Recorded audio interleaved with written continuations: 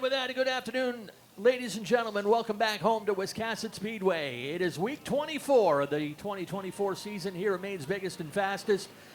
And it is Group 2 Championship Day, along with the 12th annual Strictly Shootout presented by Thayer Competition Race Engines. A big thank you to Bernie Thayer and his business for putting their name on our biggest street stock race of the season.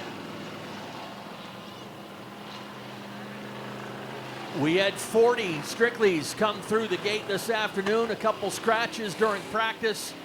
So we'll go with 38 cars attempting to get one of those 28 starting positions in the Strictly Shootout later on today. As we said, 12 laps. We'll take the top 6 straight to the main event. Pace car ready to turn in, and as always, we'll turn it over to my partner in crime, Nick Huff.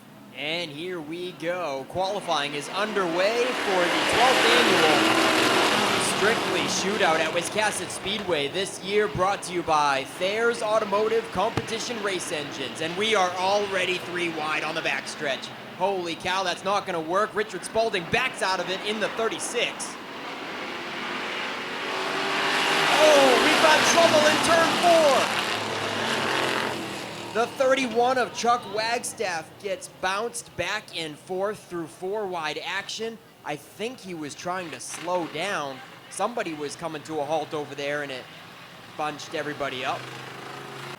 And second place actually took home the most money. Clyde Hennessey took home over $1,800, and the winner of the race, Josh St. Clair, took home around $1,600. So this race is notoriously famous for all of the bonuses up for grabs. We're going green once again, 12 to go.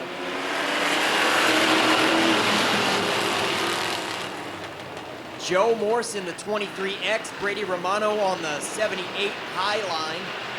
Richard Spalding in the 36, tried to go 3 wide that last start of the race, but this time he is biding his time. And the 27, Mike Delano getting shuffled into the 3rd groove. Tough break for him. He is outside of the bubble now, outside that top 6. And fighting to get back in. Look at him go up in the 2nd groove. He finds an opening to get in line, and the 27 is not giving up yet. But the inside line is progressing, and the 36 is drifting in the 2nd row. He took up a couple of lanes there, washing up Brady Romano a little high through 1 and 2, but Romano is fighting back strong in car 78.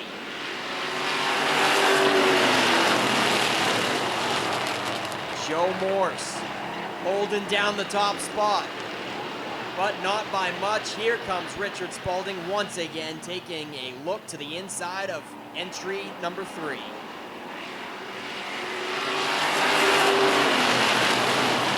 Nobody is breaking away from this pack just yet. The field is bunched straight up, and it is hard to go anywhere. It looks like they are staying 2 by 2, but Richard Spalding gets into the back of the leader. The leader's still trying to gather it up. Holy cow. Joe Harriman goes off the 07 and collects Mike Delano, the 27, an innocent bystander in that one. And a huge tough break for Mike Delano. Joe Harriman as well, off of turn 1. In the points without qualifying. Then the Strictly race we had back on Boss Hog weekend was a qualifier for this race. So we'll get the highest finish from that race that does not qualify today. And finally, the 3rd provisional will be for the highest finisher in last year's Strictly Shootout. Then with the last chance qualifier, if they decide they don't want to run the 50 lap main event, then the most recent Strictly Shootout champion that hasn't qualified will get a starting spot in the main event. So Mike Delano goes off on the hook. He got knocked around a couple times in this one, and they'll go back to the drawing board and work on getting him back into action later on. Hannon, the reigning Strictly champion here at Wiscasset Speedway, and Mac finishing this year high in the point standings once again.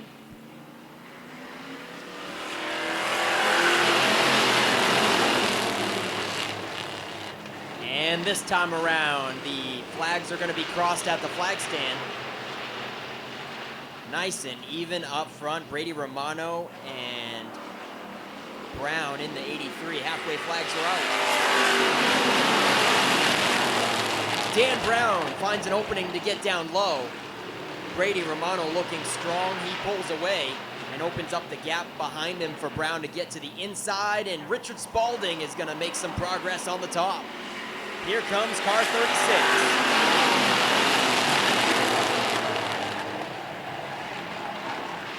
Dan Brown's gonna give a bumper to your leader out of turn 2. Doesn't faze Brady Romano any bit as he continues to lead with 5 to go. Make that 4 to go. Still side by side with row 2. Richard Spalding looks pretty stout on the top, but cannot break free of Joe Morse in the 23. In 5th is the 82. Chaz Briggs. And the 07 is on the bubble. Mark Grantham. We had the pre-race interview with him. This is only his 2nd race of the season, but Brady Romano goes around on the backstretch. Raw deal for the 78 Romano. 2 laps to go, but the yellow comes out over the field. As Briggs moves from 5th to 4th. Now Matt Cannon Jr., a champion of the Speedway a couple years ago in the 08, is in the top 6. We're going green this time. Only 3 to go.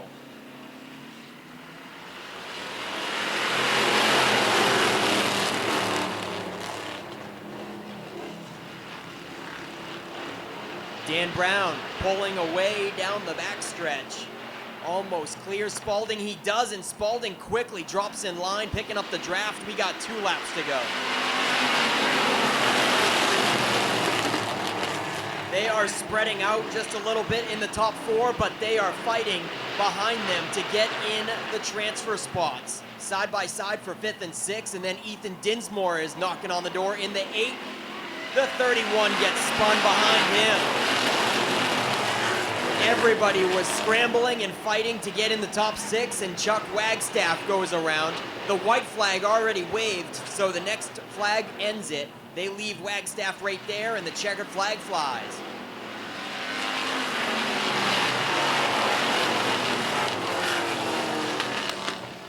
Your top 6 from Heat 1 goes to Dan Brown, Richard Spalding, Joe Morse, Chaz Briggs, Matt Cannon Jr., and Mark Grantham in the 07 make the show.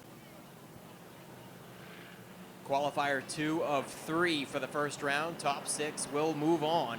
12 laps.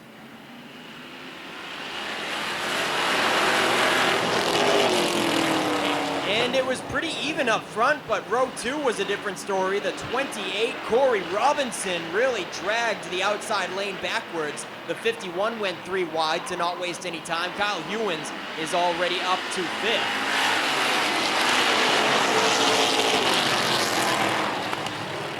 And that really spread things out from the top 4 on backwards. Top 4. Josh St. Clair holding down 4th. Then it's Hewins in 5th, and Alex Cromwell is in the transfer spot. And Ashton Burgess really capitalized in the 34. He started 2nd to last and has already made his way up to 8th, it looks like.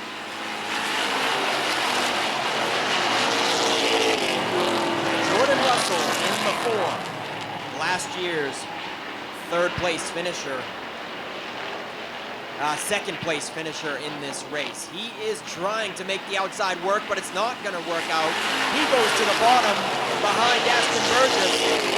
They crisscross, and Burgess is going to go to the top side of Alex Cromwell now. Up front, Dan McKeage Jr. has cleared the 27 by a few car lengths, and he is checking out. The naughty 40, Dan McKeage Jr. pulling away with qualifier number 2.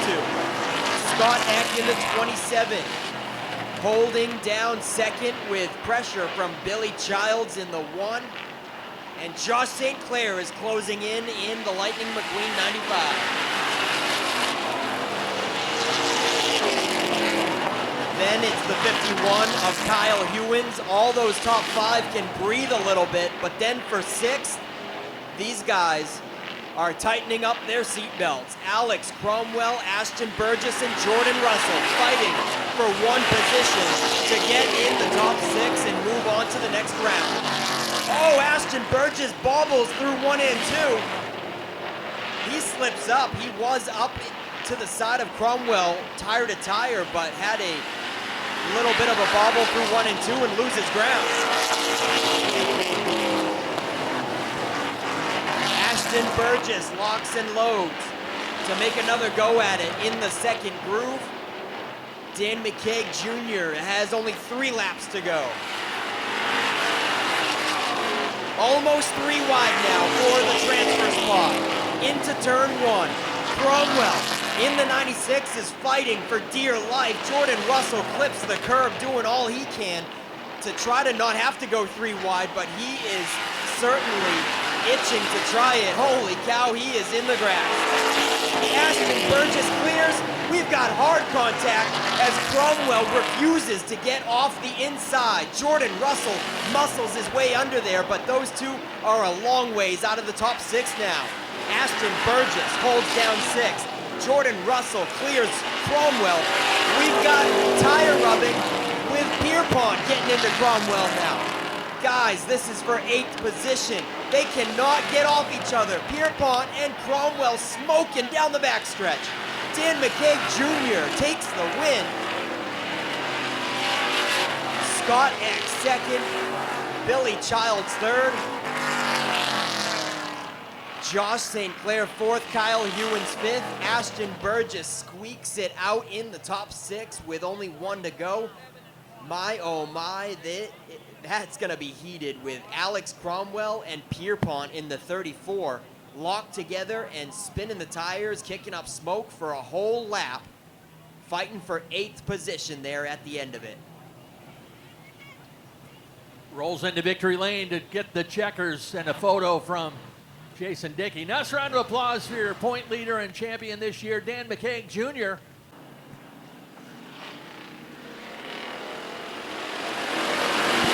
Here comes qualifier number 3 underway. The last 11 cars to try to qualify, they are already 3 wide as Nick Morton gets a little too high for comfort out of turn 2. They're going to take care of him. Nick Morton is getting thrown to the back. Something amiss on the 0-0. Not quite up to par for Nick Morton, and he lets him go by, falling to the rear. That's going to make it easy for David Greenleaf in the 58. He's already got a few car length cushion on the 63, Brian Caswell. 2 by 2 behind him. Here comes the Earnhardt-looking number 3, Joey Israelson. And Emerson in the 23 gets a little shove from Kurt Hewins in the 20.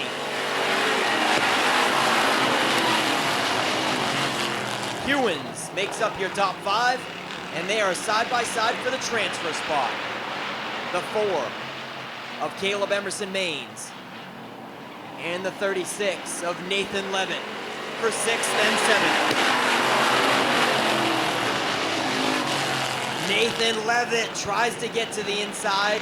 Caleb Emerson Maines still had a couple inches in there, so he's going to hold him up for a couple more corners, but this time, going into 3, Leavitt takes the spot, and Emerson goes around.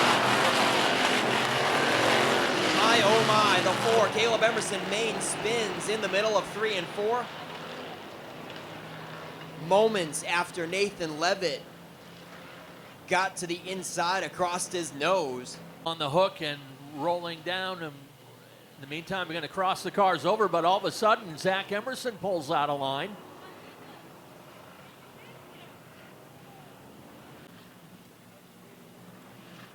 Just about 4 weeks ago, Zack getting his first win here at Wiscasset since he lost his dad. Back at it with 5 laps complete. 7 laps to go, and we've got an entirely new front row. Brian Caswell and Joey Israelson. And Joey Israelson looks stout in the second groove. He clears out of turn 2. And expectingly, he gets to the inside going into turn 3, coming around to see the halfway flags.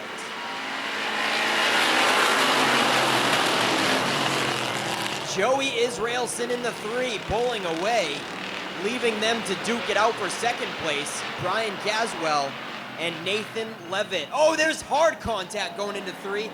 Leavitt does a great job keeping it off the wall. And the rolled up black flag is waved at Caswell, a warning for the 63. He is still in the top 6, but that knocks out Nathan Leavitt for the meantime. Let's hope he can fight his way back up. Doesn't look very good. He might have a tire going down. Tough break for Nate Leavitt in the 36. Gets caught up with Brian Caswell 2 laps ago. A tire's likely going down, and he's going to come to a halt to block pit road to bring out the second yellow.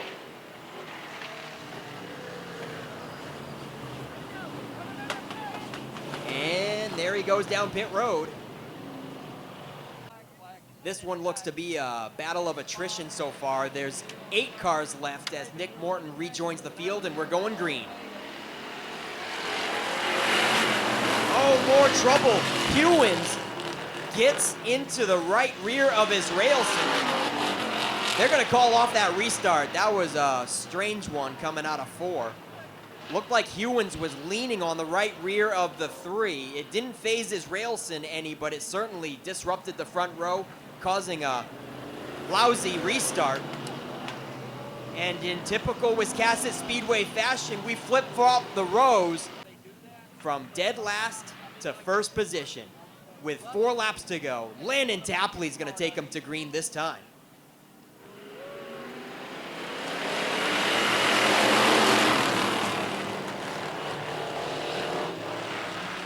Landon Tapley and Jonathan Emerson. A car length between them and the 3rd and 4th place battle now. Landon is going to clear for the top position. Israelson tries to keep it inside of Emerson before he gets down, and he's going to do it. A good run down the backstretch, and Joey Israelson is fighting to get back in the top 2 with 2 laps left.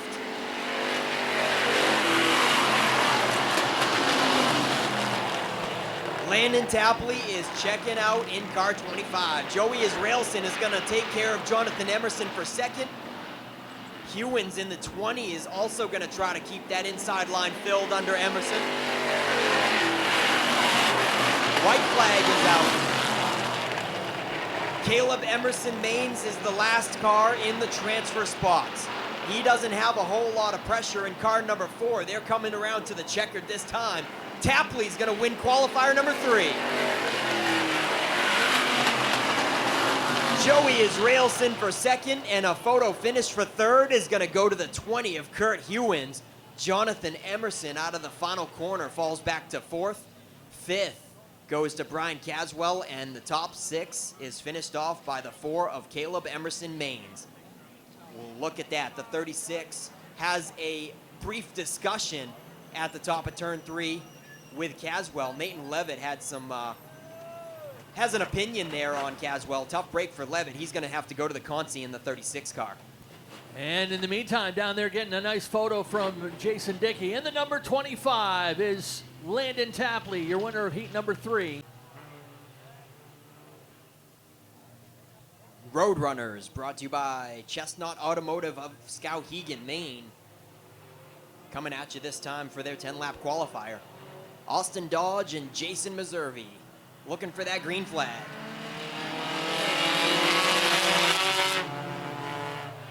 And they're off and running. Ken Turner in the 79 is itching to get to the front. He is keeping pace with that top 2. Now to the inside of Meservey into turn 3. The 57 is likely going to get shuffled back to 3rd here now.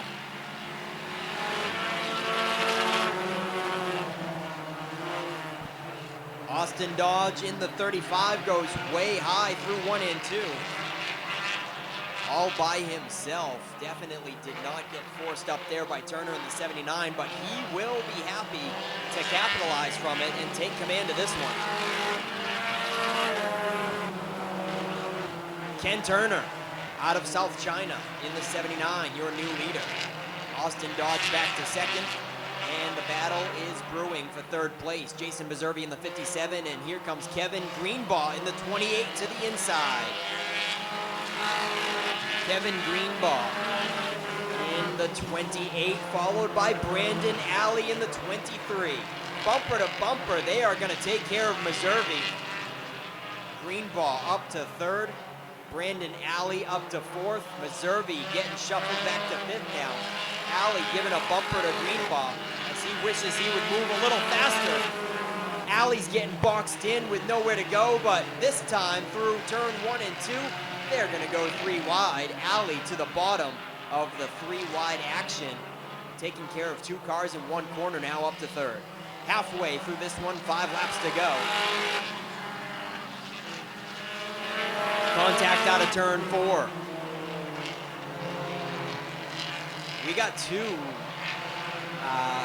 similar looking 23s out there. And now they are both in third and fourth.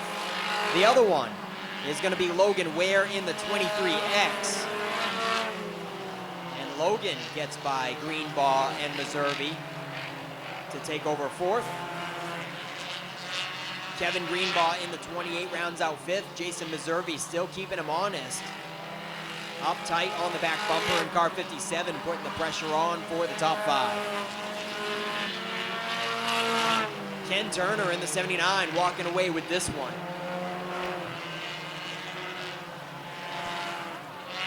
Two laps to go this time for Ken Turner in the first of 2 Roadrunner qualifiers.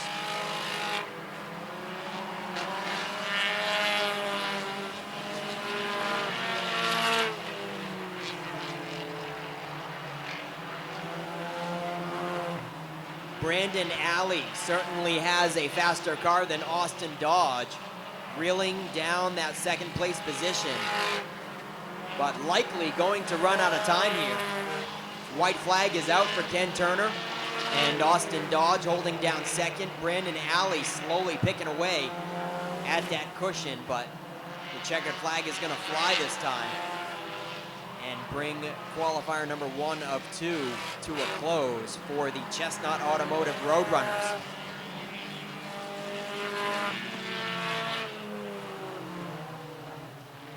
Ken Turner picks up the first one for our weekly Roadrunners on championship night for them.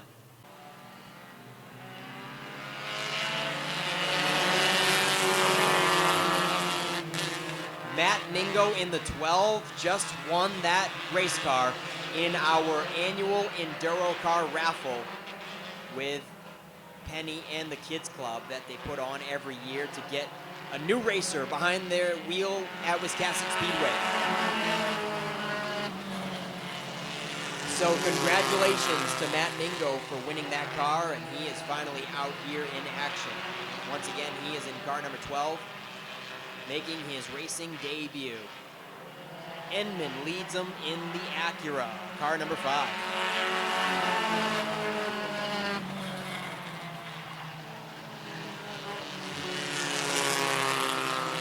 Dylan York up tight in the 7, and Alec Brown as well looking to the top side. That is your top 3 with a bit of a breakaway from 4th and 5th. Alec Brown making progress on the top side. Dylan York with a bobble going into 1. Looks like there might have been a little bit of contact through 1 and 2, and that slowed down Alec Brown's momentum just a little bit, but it's not going to phase him any. Alec Brown almost near completing the pass on Dylan York to his top side. Maybe I spoke too soon. Alec Brown finding a little bit of difficulty here now, coming to the halfway. Kyle Enman, he's not having any difficulty. He's leading them by a couple car lengths with 5 laps to go. great battle resuming for second and third. Dylan York re-clears Alec Brown on the inside. Brown in the second groove, having a tough time making it work up there. He caught Dylan York in a hurry, but catching and passing are two totally separate things. And Alec Brown is seeing that come to attrition, having a tough time making the pass.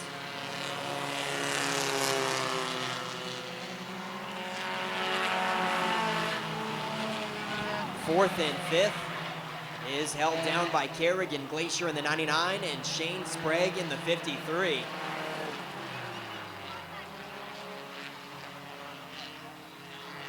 Two laps to go for Kyle Endman.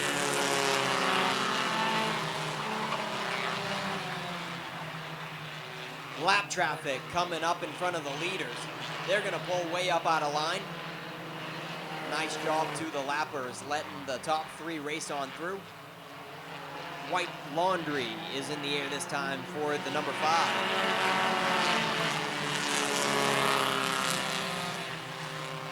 Alec Brown's gonna make one more dash to second place, looking to the top side of Dylan York once again. Going into turn 3, Alec Brown with a good run in the second groove. He's probably gonna run out of time here though. Endman picks up the win.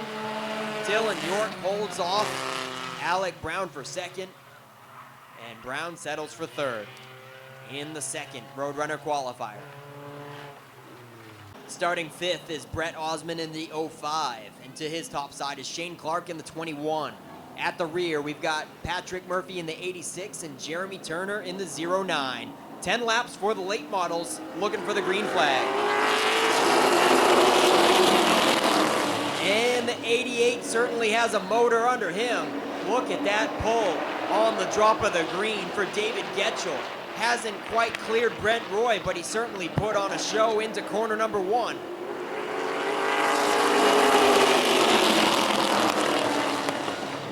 Brent Roy working back strong on the inside. Here he comes in the 26. Getchell's not making progress on the top. Brent Roy in the Foxtail Auto Sales number 26 will clear. Alex Waltz now in the 00 goes to work on David Getchell in the 88. Osmond is always fast in the 05. He's got to be waiting patiently. And that he is. Alex Waltz clears. Now Brett Osmond in the 05 goes to work on the inside of the 88. Getchell's got to be looking for a way to get to the bottom in a hurry. But currently getting freight trained. Next in line is Shane Clark. And then Colton Chabuk is real close. He is going to take the inside line away from Getchell. Oh, we got hard contact with Alex Waltz and Brett Osmond. Nice save by Waltz to hang on to it. He tried to clear himself, but Osmond was under there, and they made contact going into 1. A little bit more banging out of turn 4. Rubbing doors for second place. Brett Osmond with a fender on Alex Waltz. Shane Clark's gonna bring the 21 up in line as well.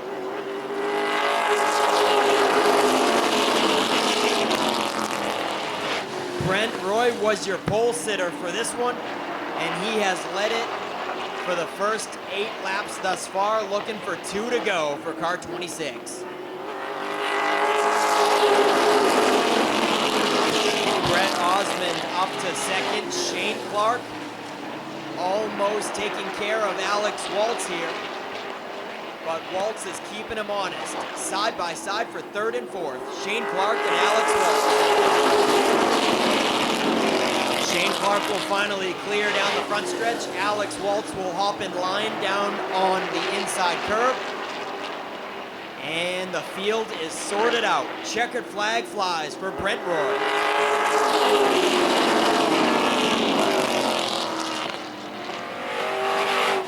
Of halfway through the season, he practically did the exact same thing last year. Didn't make much noise for the first half, but after the second half of the 2024 season comes along, Tiger Colby always seems to find his stride.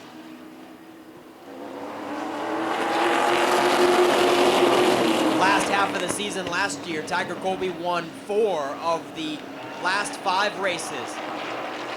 Finds himself in a little bit of trouble there right off the bat, though, getting in the back of Chris Burgess in the 47.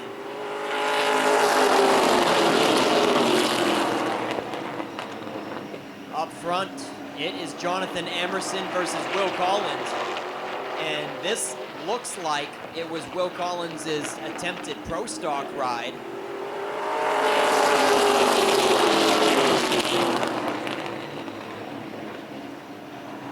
Will Collins started the season trying to have a late model and a pro stock, but totaled his late model halfway through. And he thought he was not going to be back out for the season in the late models, but don't quote me on this. I think he has reconverted his pro stock back to a late model and rejoins us this week. Jonathan Emerson pulling away. We've got a battle for second and third. Chad Dow gets underneath Frankie Moulton, and trouble for Will Collins. He pulls out of line and lets Tiger Colby go on through.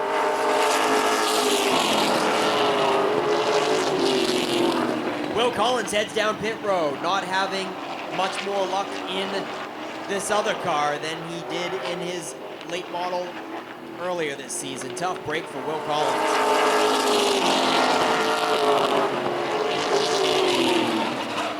Ooh, the 32's getting sideways. That was all by himself in turn 1, and the caution is gonna have to fly for Brandon Sprague. Either way, we've got a good bunch up front, looking for the green flag this time.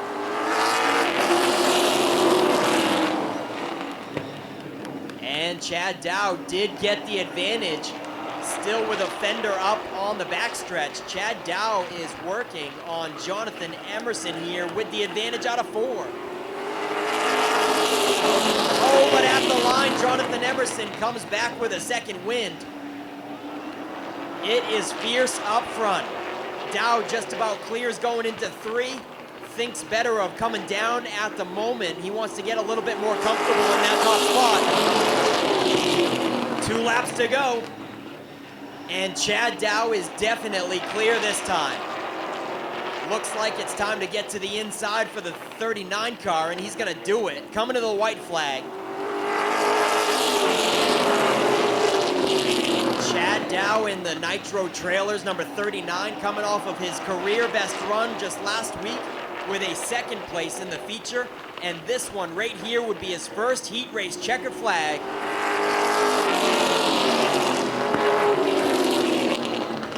Chad Dow with the first checkered flag that he'll get to hold this season. It's just a heat race one, but he is hoping to follow it up with the main event later this evening on championship night. But we are also watching the top of the point standings, and it is Frankie Moulton followed by Tiger Colby by only 28 points behind him, going into tonight's championship event. Here for the TNL Automotive Modifieds.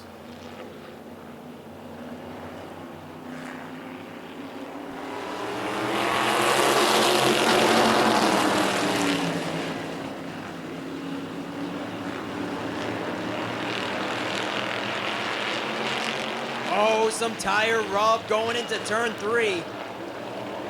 Scott Tucker almost had Ryan Neal clear. It is a scramble, folks. 4 wide, and Faith Cleaves tags the back of the 44, turning him around. Jeff Meserve in the 44 goes around on lap 2, bringing out the yellow. To Adam Chadbourne's only 2 second place runs, so Colby has been more consistent this season.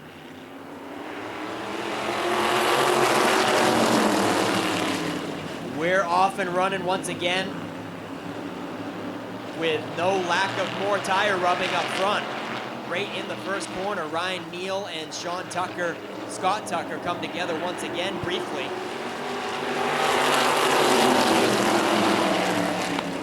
Ryan Neal is going to clear and put that 26 car out front. Here comes the points leader in the 1. Adam Chadbourne wants to pick up his 5th track championship. Ryan Neal pulls up, and he's gonna let the champ go. Adam Chadbourne takes the spot in 1 corner. Already puts 3 or 4 car lengths on the 7 of Steve Reno.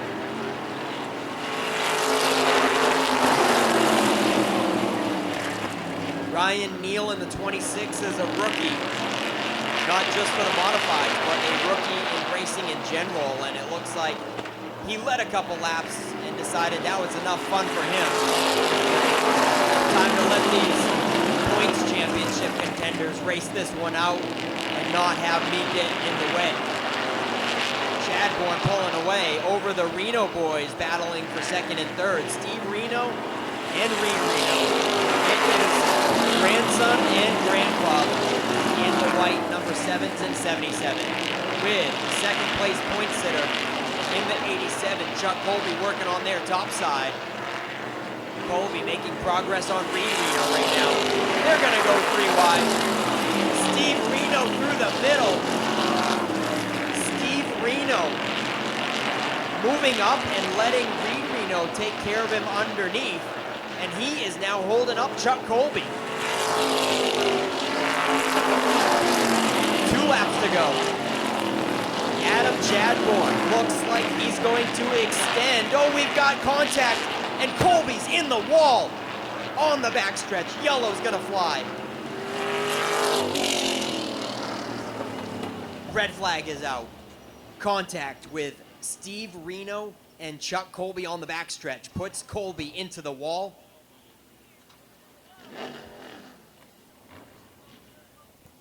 Safety crew up there to check on the 87 of Colby, moving around and hopping up out of the car, and no doubt not happy, and that may put a fork in his quest for a 2024 championship, as he came in trailing Adam Chadbourne by just 10 points. And you can see the frustration from here, unfortunately, out of the veteran driver there in the number 87.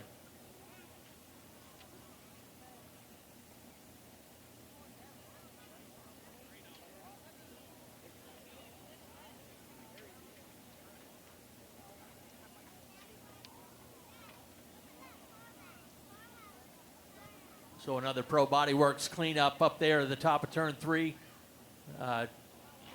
Chuck will get a ride back to the pit with the EMT crew, just as a typical precautionary measure. Once the adrenaline wears off, sometimes a driver doesn't realize they may have a slight injury, so they'll take care of that. And as soon as we get the fire truck out of the way, we'll get that 87 car up on the rollback and get these cars back underway to set up their restart lineup with 8 laps complete. There you see the right front damage on the 87. And they have got a tall order ahead of them if they're going to be able to get that car back in competition this afternoon. The TNL Automotive Modifieds, and we got to thank Logan and Larry Melcher with TNL Automotive out of J-Main for sponsoring the mods this season.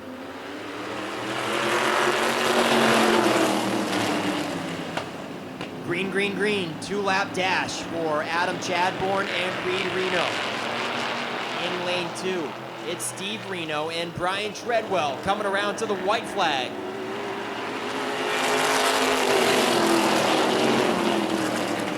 Adam Chadbourne clears, Reed Reno gets in line, and they are still side by side for the 3rd position.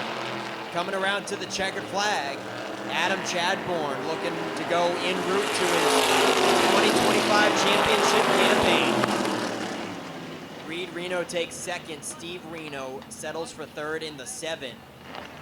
Surprised to see the 80 Clyde Hennessey in this one. He did not qualify through the first round. He finished 2nd in this race last year and took home the most money. Correction, 3rd last year. Clyde Hennessey got 3rd, but he took home the most money, $1,800 for 3rd place last year with all the bonuses. Hennessey now working to the inside of Nick Morton. This is going to be another 12-lapper.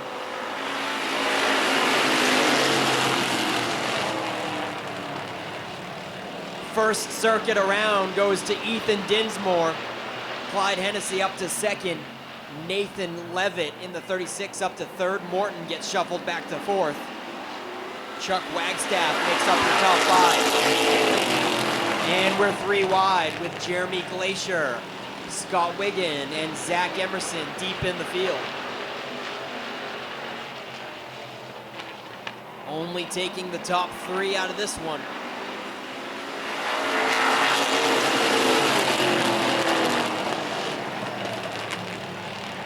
Ethan Dinsmore in the 8X, sponsored by Fisher Plows, holding them off with a lot of pressure from Hennessey and Leavitt.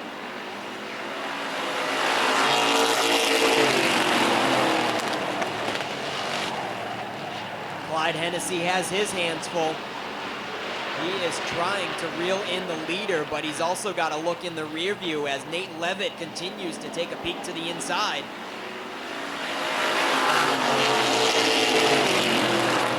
Nate Leavitt in the 36, right up tight on the 80. He continues to knock on the door and give a slight tap to that second place car, letting him know he wants to get to the inside.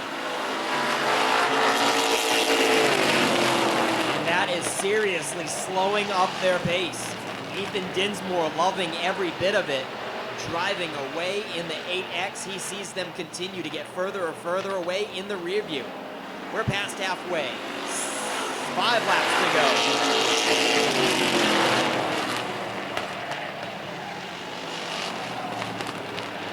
And it looks like the top 3 is pretty well determined unless something major happens. Nick Morton all about defense mode right now. Into 0-0. Right now, anybody outside the top 3, this finishing position, we've got trouble out of 2, but where they finish now will help them in the LCQ, the B main. When they were under green, Nick Morton was pretty much in defense mode, just trying to hold on to a 4th position because that will help him with a better starting spot in the B main where only the winner will transfer. So just because they're out of the top 3, they are still fighting for the best position to get a good starting spot in the last chance qualifier. We're green once again, 4 laps to go. And the top 3 pulling away once again, but this time Leavitt has the inside under Clenesey. What is it? Clyde Hennessey. Clyde Hennessey. We'll get it right one day. Leavitt takes the spot.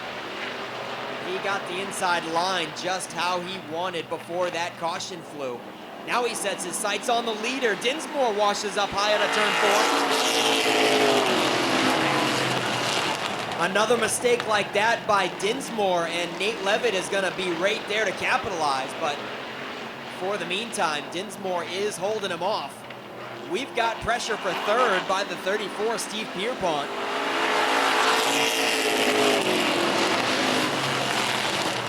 And correction, that's Ed Pierpont in the 34X. He took a look to the high side of Hennessey, but the outside groove not so favorable. We've got more trouble on the backstretch. Checkered and yellow waves.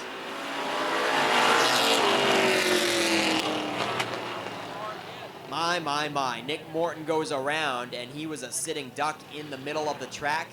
Here comes the 28 of Corey Robinson with a full head of steam, and he clobbered the passenger side.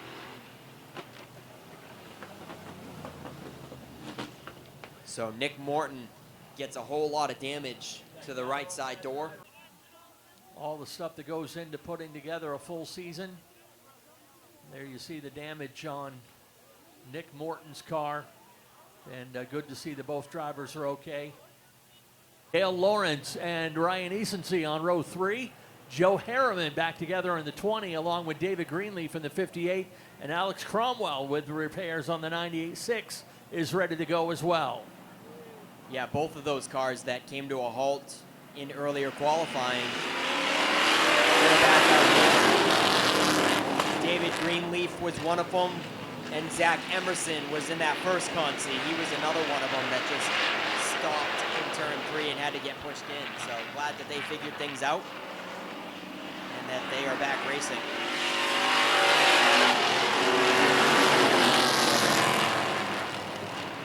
Jordan Russell finished second in the main event last year. He is checking out in a hurry over Brady Romano, and then they're duking it out for third in bumping fashion. The two will finally clear.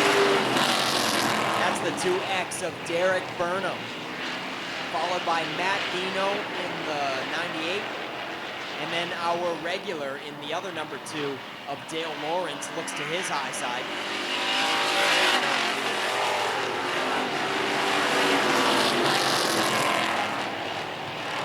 Dale Lawrence trying to make quick work to the top of Vino in the 98 for 4th position. Looking like he's going to do it into turn 3. Dale Lawrence looking stout on the top side. But now he's got a bit of track ahead to reel in the top 3. Dale Lawrence on the outside of the transfer spot looking in right now. 5 laps complete this time for Jordan Russell.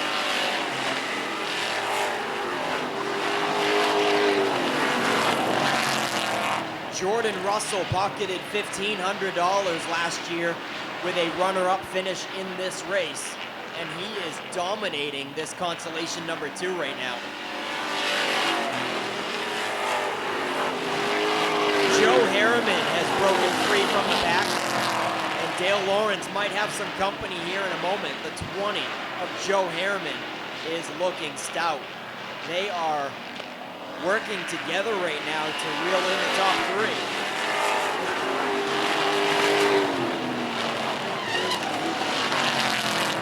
Dale Lawrence and Joe Harriman certainly faster than that 3rd place battle of Brady Romano and Derrick Burnham, but the laps are winding down in a hurry.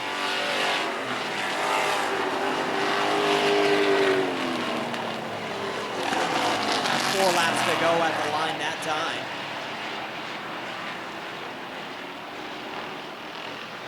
And we'll make it 3 to go, this time for Jordan Russell.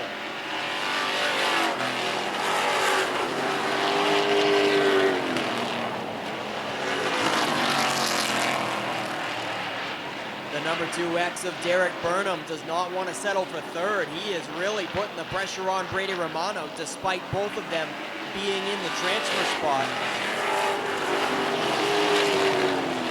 2 laps to go for Jordan Russell. We've got a battle brewing for 2nd. Romano holding down 2nd throughout the entire portion of this race, but he's got pressure from the 2X. Oh, Joe Harriman gets into Dale Lawrence out of turn 4.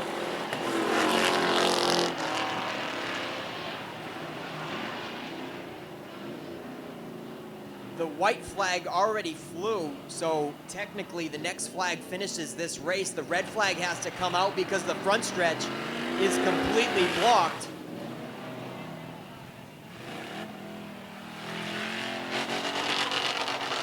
I have never seen anything like that before. The front stretch completely blocked for these guys to finish this race out. Joe Harriman got into Dale Lawrence by a ton coming out of turn 4. Lawrence obviously upset on the backstretch about that one, having words with the backstretch official, and continues to spin the tires in rage on the 2 car. There is your winner in the 4 of Consi number 2. Jordan Russell finished 2nd in this event last year, taking home $1,500 in the 50-lap main event shootout.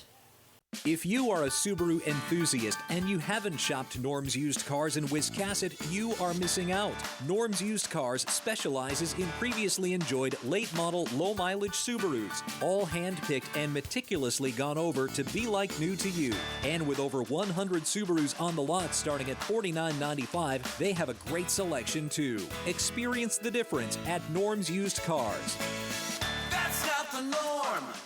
It's Norm's Used Cars. If you've been injured in an accident, contact the law offices of Joe Bornstein today. Talk to us confidentially and free. Find out why we are Maine's most recognized personal injury law firm. Over 25,000 victories for Maine families and over $500 million collected for injured Mainers. Get the help you need and the justice you deserve. Dial 207-CALL-JOE. There's never a fee unless you win. Call Joe today and get the Bornstein advantage. We are your voice. We are your helping hand. We are the Hometown Foundation. We speak up for animals who have been neglected. We support those who keep communities safe. We shatter stereotypes for the disabled. We instill hope in those battling life-threatening illness. We honor and remember our veterans. The Hometown Foundation. Community-focused, community-driven. Call or go online to see how you can be the help your community's waiting for.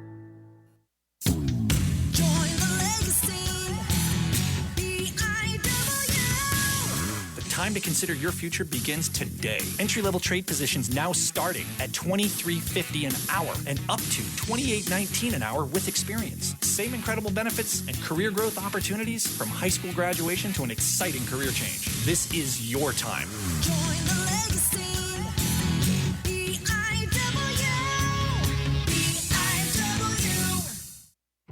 Ready to go with the Chestnut Auto Roadrunners. Barry Morris will bring the Norm's Used Cars Ford Mustang pace car to the infield. Dave Sturgis ready to turn him loose up on the flag stand. Green is out. Here we go.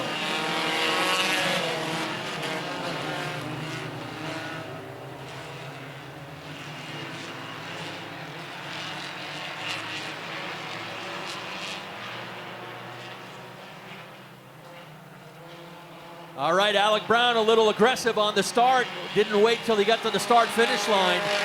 He has got a 4-position penalty coming for jumping the start. And they're fanning out 3-4 wide up at the top of the track. Brown will serve his penalty on the next flag, whether it's a caution or checkered.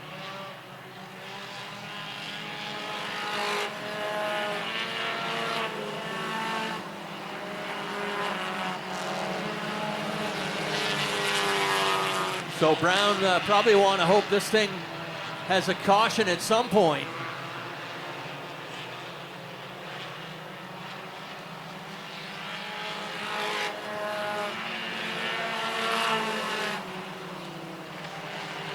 Turner with the lead. Alley second, Greenbaugh third. The 39 of Alec Brown is up there unofficially in the third spot, but he's got a 4-position penalty coming for jumping the start.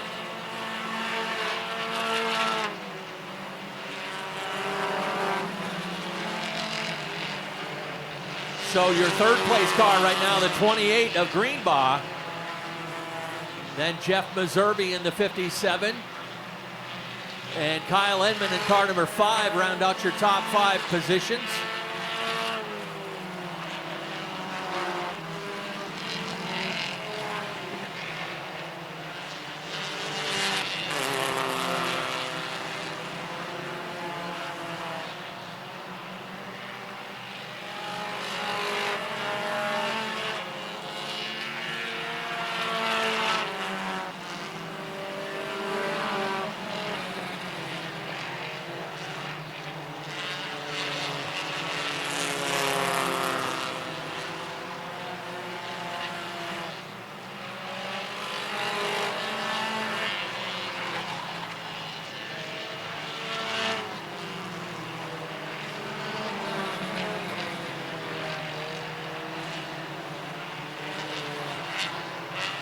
Ken Turner still showing the way. Cars all the way around this track. Looks like the 13 of Logan Hall, or 13X of Logan Hall heading down pit road. Your leader, Ken Turner, heading through turn 3 and 4 right now with Alec Brown to his outside, but remember, Brown's got a 4-position penalty coming.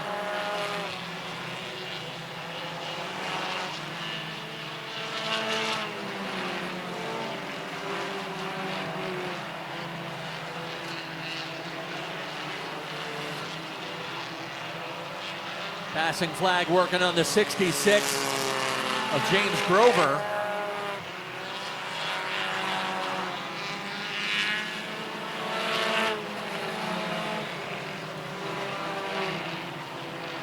Tough break for Alec Brown. He got just a little too aggressive on the start. He started this one in 14th, and the drivers are instructed to stay in their lane until they get to the start-finish line before they jump out of line, and he couldn't resist it, and unfortunately is going to pay the price when the checkered flag flies, or the caution, whichever comes first.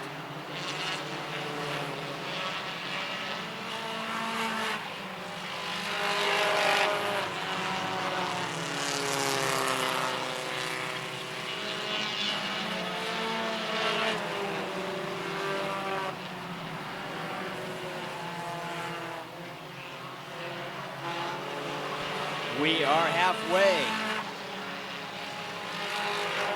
12 laps to go in the Roadrunner feature.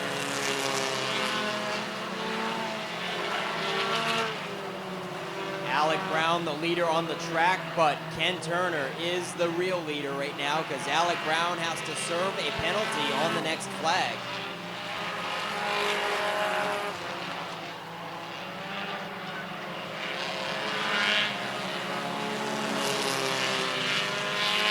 Alec Brown has got to be hoping for a caution.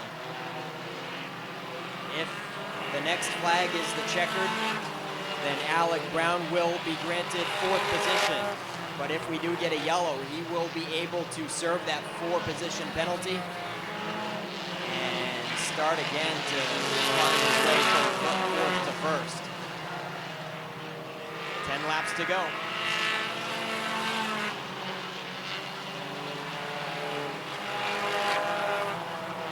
Ken Turner, Brandon Alley, and Kyle Enman all nose to tail through turns 1 and 2. Couple lap cars right in front of them as Alec Brown is checking out for nothing, really. We got a smoke trail from Brandon Alley's teammate in the opposite corner, and there is the yellow that Alec Brown was hoping for. 8 laps shy of the finish, and the 23X goes up in smoke. Logan Ware. And the caution comes out. They are actually going to put Shane Sprague in the 53 up to 4th, and Alec Brown will serve his penalty back to 5th, and we're going green this time for the final 9 laps of the Roadrunner main event. Championship round for the Chestnut Automotive Roadrunners coming at you.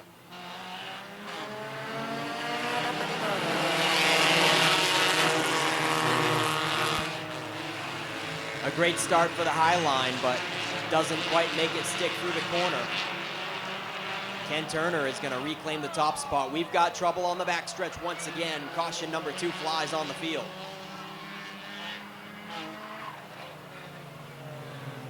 The 57 went for a spin, Jason Meservey, and the 35 tried to avoid, but clipped the front nose and took the plastic bumper cover off of the 57 and took the rear bumper cover off the 35 while he was at it.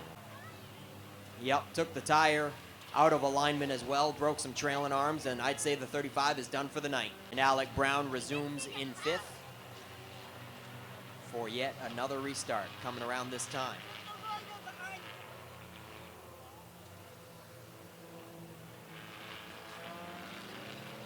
Chestnut Automotive Roadrunner is going to try it again. Once again, you see that power on the 23 car. He beats Ken Turner down the straightaway, but through the corner, down the backstretch, Ken Turner makes it door handle to door handle going into turn 3.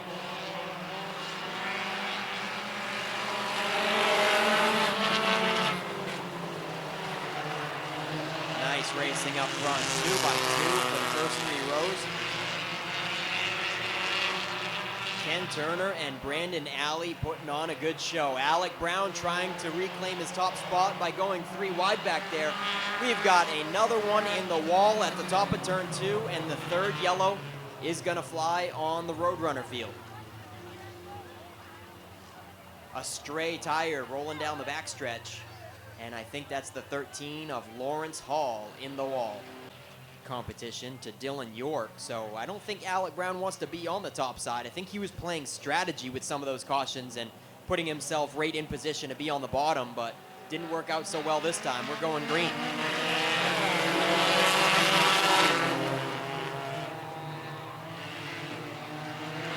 Doesn't get any closer than that. Ken Turner and Brandon Alley have been putting on some great green flag restarts up front, and we love to see the side-by-side competition.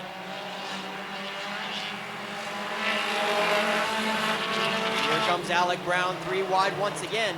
Sprague in the 53 is going to move up a little bit. Alec Brown is still up there. Sprague moving slightly up off the second groove, making it just a little bit more difficult. Yeah, he's definitely moving up out of turn 4.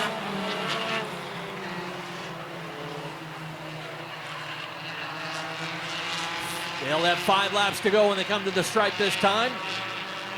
Ken Turner still in charge, but he's got some fast cars on his heels. Edmond moves up into second. Dylan York moves up into third. And don't count out Alec Brown in that 39. He's already gone up to the front once already this afternoon. Spin over there in turn number 4. And everyone going, but caution's already out.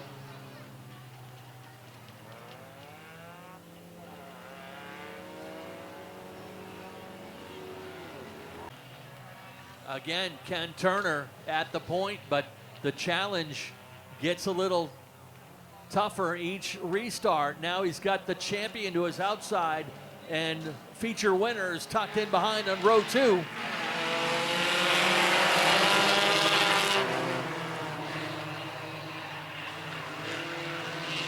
Edmond stays right there with him on his hip as they come out of turn 2 down the back chute. Alec Brown in the mix up on the high side of Dylan York. Here comes the 39.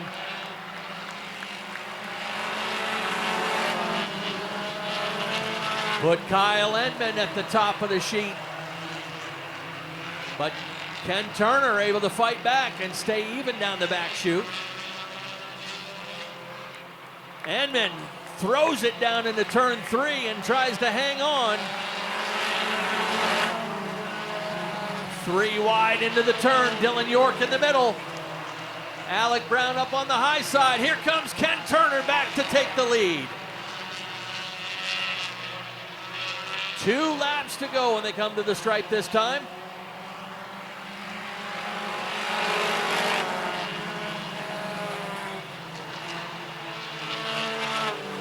Alec Brown kind of wedged in there with nowhere to go. So the challenge has got to come from Dylan York in the 7X. White laundry flies, 1 lap to go. Alec Brown goes for that inside lane. Dylan York and Kerrigan Glazier end up to the wall. We're going to finish under caution and checkers.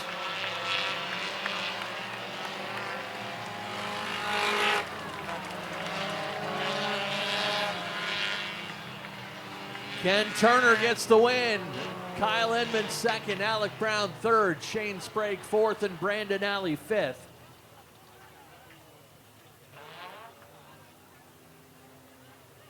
In a very eventful race for the Chestnut Auto Roadrunners. Not sure they know the race is over, but finished under caution and checkers. And we'll have a first-time winner to celebrate down there in Victory Lane. Hey, Estelle's got the big pink bucket. We're going to give away some money as well. Get those 50-50 tickets ready.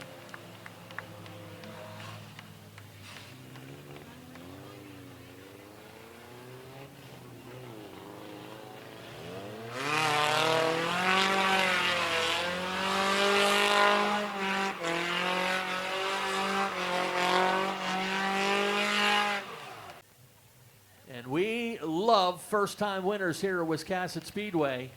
This guy's a pretty quiet-spoken man. We'll hopefully get a few more words of excitement out of him today, but chance to celebrate with you guys. Let's send things trackside. Nick Huff has got your top three.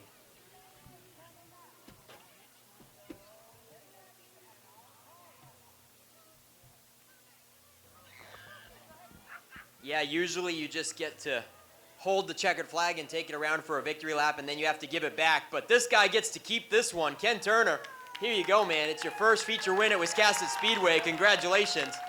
Yep, I'll take that one back. And that one you get to keep forever. Man, oh man, great racing with Kyle Enman to your top side. Yeah. I thought he was going to have you. I mean, he had some good runs, and then you fight back strong, and that is the way you want to see a win. Yeah, I'll race beside Kyle any day. And trust him that he's going to run you clean just like you'll race him clean? Oh, yeah. Yeah, I could see that he was starting to lose handling a little bit, and that's the only chance I stood. Well, congratulations, Ken, on your first win at Wiscasset Speedway. Who do you want to thank on the successful season? BH Builders, Mulholland's Augusta House of Pancakes, Windsor Neck Auto, my girlfriend's here today, her boy Bo. My daughters aren't here today, but usually they are. Family, whoever I'm missing. All right, Ken, congrats, man. I can tell he's super stoked. Kyle Enman, 6 wins. 6 wins on the season and the champion. Congrats, man, and great racing with Ken Turner at the end. Yeah, I got to thank all these guys for running me pretty clean. I got into Ken pretty hard there on the backstretch, and that was my fault. Whoever would have thought I'd be here at this point. I surely didn't. I thank my wife, my kids, ABG Heating and Cooling, M. Grand Prix Services, Yankee Yardworks, Tick Patrol, my father, my mother, M, all the Emersons, everybody. This is awesome. All right, congratulations, Kyle Enman. He doesn't win the battle, but he wins the war on 2024. We'll move on to third place. Alec Brown certainly put on some entertainment in that show. Had to serve a penalty, and then you had a skirmish there on the final lap. Tell us about your eventful race. Oh, it was eventful. I mean, the heat race, I was loose, and I was just trying to hold on to it to the feature. And I'm sorry to Dylan, but I don't want to run like that, but my nose was there. I held my ground. I'm sorry to Dylan. I love that guy. I mean, he's respectful and everything, but I wanted to do a burnout on my first win, and I didn't, and I waited just in case if I won the championship. But I mean, great to Kyle. Me and him, we raced side by side all year. I mean, but so much for selling it. We gotta get a new bumper. But I wanna thank Scott, Cape Hill Cannabis. I mean, he's helped a lot with money wise, and Zach, Mom, Dad, Swift Storage, Brooke, Olivia, Gage, Drew, Nicole, G-Ma, Bill, and I mean, just all the fans. Hopefully you like that burnout. All right, nice job, Alec Brown. We'll get you guys up here in front of Ken Turner's number 79 for some top 3 photos in Coastal Auto Parts Napa Victory Lane. 3 times a winner in the last 3 races. The 78 Tiger Colby out of Dresden. Pat Murphy, Jeremy Turner, and Brandon Sprague fill out the field. Here we go.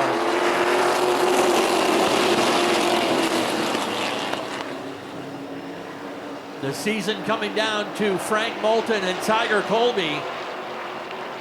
But Frank Moulton has had a stranglehold on this division over the last 4 weeks. While Colby has gotten himself some wins and closed up that gap, it's been Frank Moulton's division to lose. He's run a very steady and patient season in that number 15.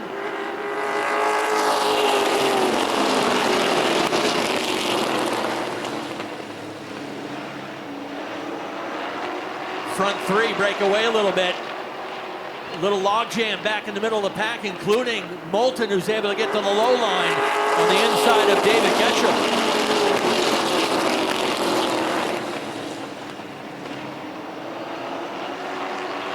Brent Roy leading the pack and trying to hold off Brett Osmond and Shane Clark.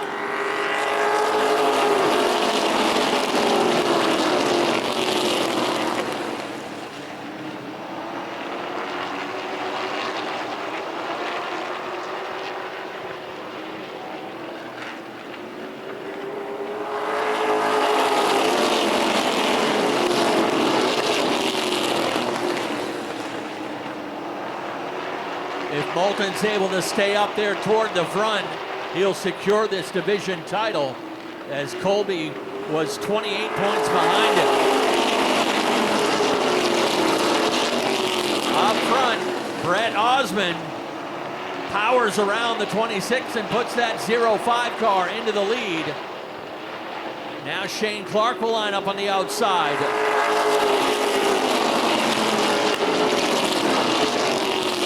Clark able to drive around the 26. He'll keep it there to the outside and take a run at Brett Osmond. Pulls the wheel up alongside as they come through turn 4.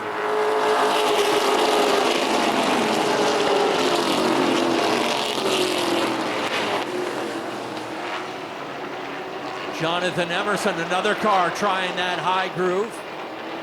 It's been a lot more racy this season. Matter of fact, some drivers prefer that outside lane, like Shane Clark. Clark's strong run down the back chute. Able to complete the pass and take the lead over Brett Osmond.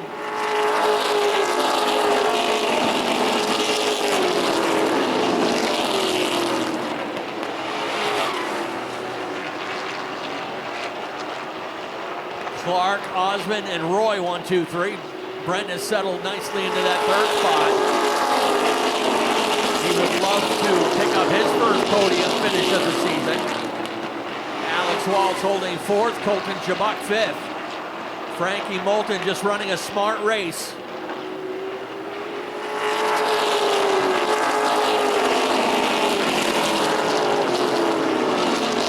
Moulton's just going to run a smart race and the championship is his.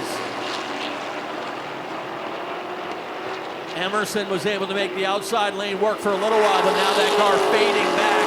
He's lost 3 or 4 positions in the last 4 laps.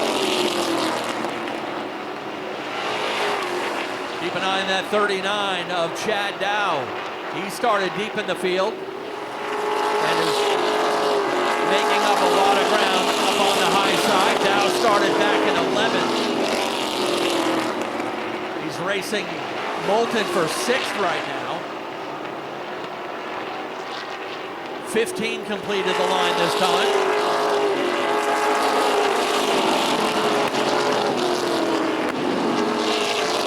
Shane Clark coming into the weekend 3rd in points, but still looking for his first victory of the season. This class has produced 6 different winners this year. Clark trying to become the 7th different winner here in the Wood Pellet Warehouse late models. Alex Waltz ready to make a move in the doubles here on the high side of Brent Roy. Frank Moulton kind of saw that setting up as well, and Moulton was already out there in the 15. Put Waltz into 3rd. Moulton follows into 4th. Colton Chabuk, the one who pays the price, as Chabuk's caught in behind and cannot find an opening to get out there to the outside of Brent Roy.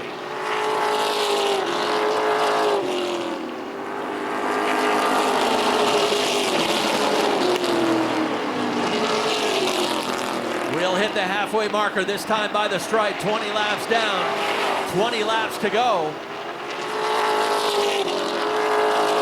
Frank Moulton on the move. Put that 15 car into 3rd. Moulton started this race in 8th and has raced his way up to 3rd. Tiger Colby 2nd in points right behind him.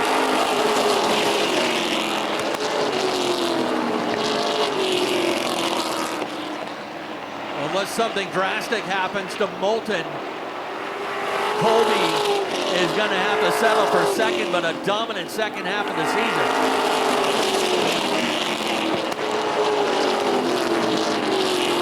In the meantime, up front, Shane Clark has stretched that lead out to a half the straightaway, nearly 2 seconds over Brett Osmond. For Osmond, this would be his season best finish. Tiger Colby able to drive around that 15 of Moulton.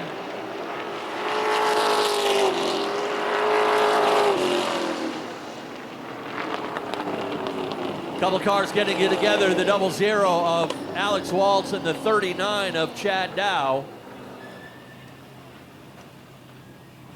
And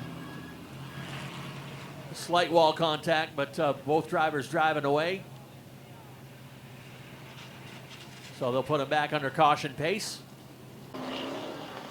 Frankie Moulton looked like he was about to have a motor expire there when it started smoking, but it has stayed to be a little smoke trail and consistent without growing throughout the race. So it's probably nothing major, and Frankie Moulton restarts in fourth.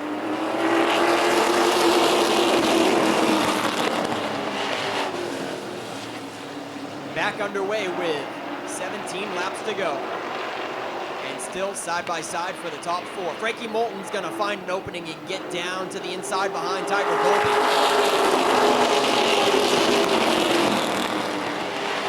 Single file they go as Shane Clark clears Brett Osmond. And Tiger Colby's gonna go to the top side and take a look at second to the top of Brett Osmond.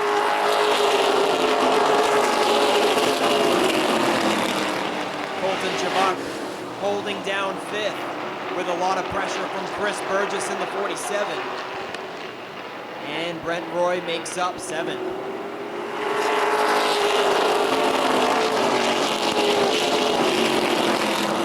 Colby had a nice run on the outside going before that caution flag, and now sets up shop once again on the outside of Brett Osmond. That's where Tiger has made up his ground over the second half of this season. Has got that distance car set up nicely and drives around Brett Osmond into second. Again, Frank Moulton, if he runs right there in fourth with no competition around him, he'll have that championship secured, but I know he would love to get up there in the top three to celebrate.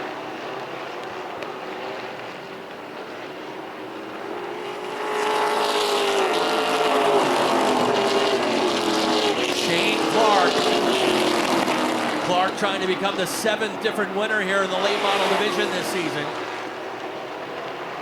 10 laps to go this time, 30 down, 10 laps to go.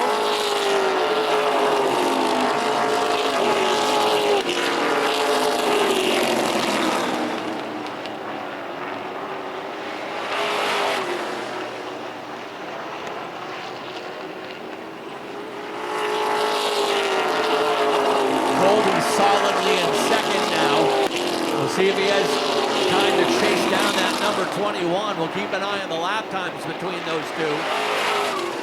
Clark was actually fastest last time around.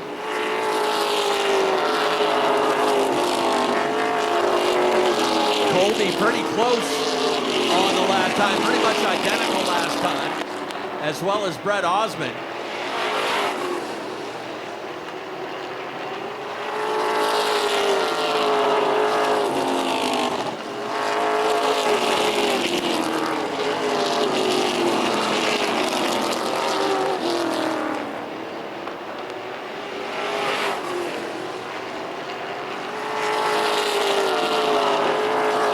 Side-by-side battle going on for the 5th position between Colton Chabak and Chris Burgess. They're mixing it up back there for 5th with 5 laps to go now.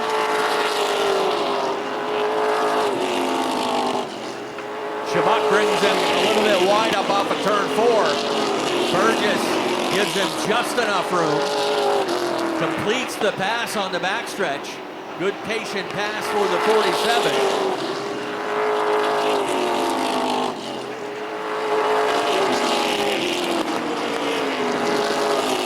Colby has eaten into that lead, and he's within a couple of car lengths now.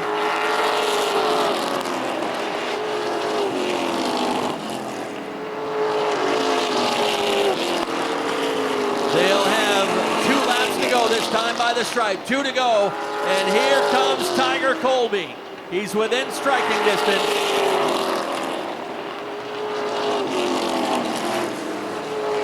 He'll look to the outside, down the back chute. trying to make it 4 wins in a row, but will he have time, and will he be able to get by the veteran, Shane Clark of the 21?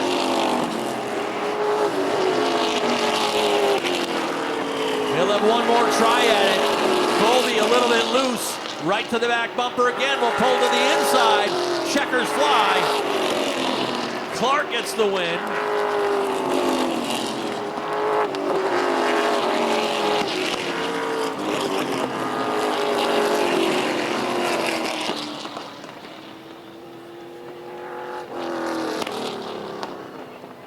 Clark gets the win. Colby made it close, but finishes second. He'll also finish second in the points. Brett Osmond takes third. Frank Moulton will take the championship. And we'll get him to come around here to join them in victory lane.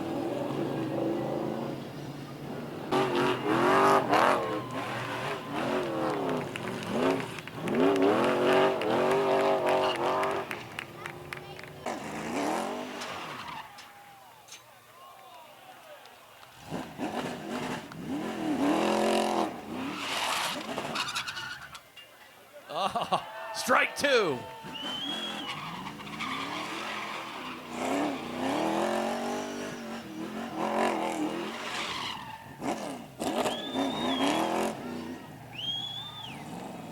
We got our 7th different winner in the class. First win of the season for that man in the 21. Let's send things trackside with Nick Huff. Yeah, 7th different winner. This guy's got 2 seconds and 2/3 this season. Let him hear it. Shane Clark finally gets a win in 2024. Shane, I think you had 1 win last season, right? Or was it 2 years ago? 2 years ago, we won opening day, and we stopped racing after that. But we decided to come here back to a full season, see what we had with this old race car, and a bunch of top 5s, a bunch of top 10s. Just good car. This is probably the last race with this car. We talked about retiring it. Huge thanks to Ryan Dean and his group, and Corey Alton and Tabitha. Week in and week out. Jason Alton's not here today, but huge thanks to my wife and daughter. My mother, huge thanks to her. Just this awesome race. It was a good race with Tiger. You're really battling hard or whatever. Probably didn't give him as much room as I probably should have, but I raced him pretty hard. He races us pretty hard. We have a lot of fun. So. Yeah, he had 3 wins this season. You needed your first one, right? Right. I think he knew that he was going to have a struggle around me, but it was just hard racing. It's just huge thanks to Distance Racing Products. These guys are great. Wellman Paving, Bernie Thayer, Thayer's Automotive, the engine's awesome. Stick to Custom Vinyl, DeShield Transportation, Littlefield Farm, and Harvey RV. It's huge. Thank you. All right, Shane Clark, first win of the season, and 3rd in the point standings for the 2024 championship run. Tiger Colby. Oh, what's going on over here? I don't know. Who knows? All right, well, hey, Shane kind of admitted to using you just a little bit because he wanted his first win, and you already had 3 this season, so we were kind of expecting maybe a turn 3 jab in the rear coming to the finish. Yeah, it's just, out of respect. Shane has respected me every time that we've raced together, and so, I wasn't going to do that to him. So the car's clean. It's a one-piece. I went from the rear. We got held up a little bit in traffic. I think that's what really messed me up. I think otherwise I would have had to win because this thing was on rails once again. But just ran out of time. I wish it was a 50-lapper, but it is what it is. This one right here is for my father. He got taken out on, I don't know if it was on purpose or what it looked like or whoever thinks it would look like. But he got taken out over there. We're putting it back together right now to see if he can, get back up to the front. And I really got to thank my mom, my dad, my grandfather, my girlfriend, everyone that comes out and supports me, all you fans that come out here, Richard and Vanessa. I got to thank Colby's Auto Center and Tire, George's Sandwich Shop, B&S Video, Rubar's Redemption, All Balls Transmissions, and Red's Eats. All right, that's Tiger Colby with runner-up in the race and runner-up in the championship. And Brett Osmond, you probably didn't want to see that caution now, did you? No, I did not. I knew the 78 and 15 were coming. I was just trying to hang on. We're getting better than it has been. Just can't get off the corner like they can, so we're going the right way. Hopefully next year will be a little better. Kind of wanted a little more this year, but I'm happy with the clean car, so. All right, Brett Osmond, who do you got to thank for sponsoring the Red 05? I got to thank Oysters, Raw Bar and Bubbly, Bill's Garage, Warren Sons Builders, Red Zeets, Kale Tire, McCain Electric, Laid Back Lumber, Coastal Race Fabrication. I feel like I'm forgetting somebody, but yeah, thank you everybody that helps me and everybody that comes here to watch, my girlfriend, my parents, and yeah. All right, Brett Osmond with a solid top 3 on championship night and a good way to end the 2024 season. We'll move on to Frankie Moulton, your 2024 late model champion. Frankie, that thing started smoking in that feature. What was going on there? I think I ran into the Getch and ripped the right front fender off. Oh yeah, that thing was dangling throughout much of the race, so that's what it was. It wasn't anything engine-wise. I hope not. Yeah. I didn't even put 2 and 2 together there, so yeah, she was smoking pretty much from like lap 5 on or so. Yeah, Dad didn't tell me till like a couple to go, so it was fine. I didn't care. All right, and how about that the donut? What were you struggling with there? Haven't had a chance to practice with many donuts? Yeah, I just don't have low gear, so I had it in third, and I thought if I revved it up enough, it would stay going. All right, Frankie, you got to be happy with the season. Tell us a little about it. Who do you got to thank? My mom and dad, my wife Susie. We spend a lot of time on this thing, so it takes away from everything else, you know. And Bill and Bonnie Shipping, Survey Inc., they help us so much, like a lot, like more than I could ever thank them for. Derrick Larrabee Construction, Niners Floor Finishing, the hair room, everybody that comes and helps. It takes a lot of stuff. My kids probably sacrificed a lot of time with me to do this, and I just thank everybody that supports this, and I'm extremely blessed to do all this. All right, there's Frankie Moulton, your late model points champion. That's going to do it down here in Coastal Auto Parts Napa Victory Lane. We got to get a few pictures up here in front of Shane Clark's winning ride. We might have to get a championship photo with Frankie, I'm not sure, but we've got Strictly Street, no, not Consolation, LCQ, B Main coming up next. Only the winner transfers. The remaining positions in the 2024 Strictly Shootout. Everyone back in their spots now. We'll get ready and I believe go lights out this time. After this race, we'll have the modified feature and then the Strictly Shootout.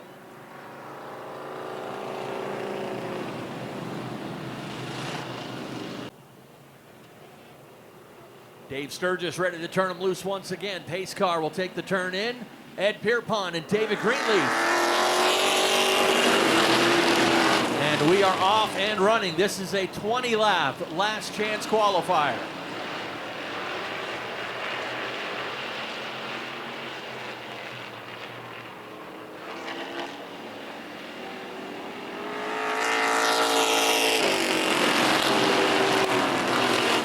Ed Pierpont showing the way. They're 3 wide back behind him.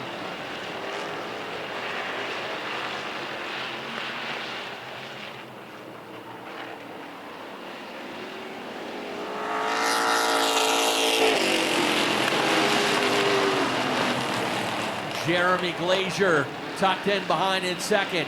Chuck Wagstaff third. Then comes Ryan Easonsey moving up into the 4th spot as David Greenleaf shuffled back to 5th.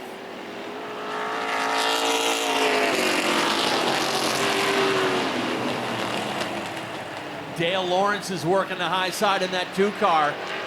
Up on the high side of Matt Venot. He'll take a spot away from him down to turn 3.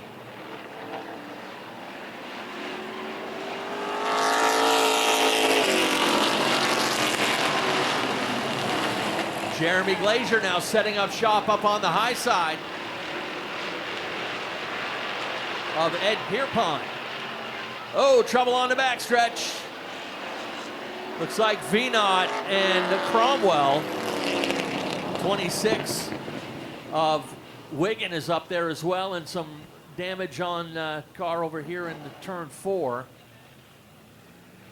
Yeah, that looked like Venot started to lose that by himself out of turn 2 and then bounced off of. Oh, okay. Oh, Dinsmore over here in turn 4. He stopped right there. He stopped before the red flag came out, so I imagine that there's some serious damage to the right side of Ethan Dinsmore, but again, the 98 started to drift it and spin sideways out of 2 and bounced off of Ethan and reverted back up high into the wall, and Cromwell was an innocent bystander with nowhere to go. Yeah, our track EMTs Colby Robbins and Tandy Bailey report that our drivers are okay, and we'll see if they're able to continue here in the feature. Looks like Cromwell able to drive away even though we're still under red. Well, no, we're back to yellow now. Josh St. Clair took the win over Jordan Russell and Clyde Hennessey. Yeah, but he's been a generous lap sponsor this year as part of the shootout, so Haynes Automotive stepping up to support the race. Back underway with Ed Pierpont and Jeremy Glazier.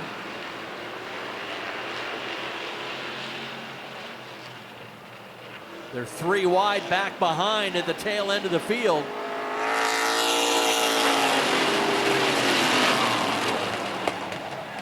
Pierpont, Glazier, Wagstaff 1, 2, 3. Dale Lawrence continuing to work that outside lane over Ryan Easonsey. Easonsey in the 49, Lawrence in the 2.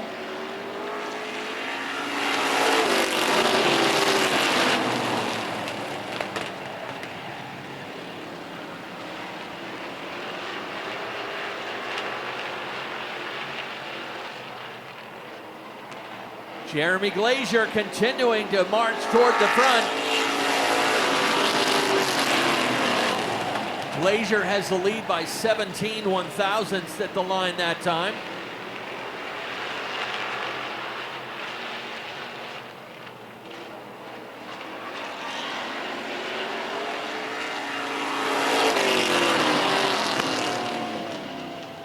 Caution flies again and again. Cromwell involved in the 96. It's been a long day for him.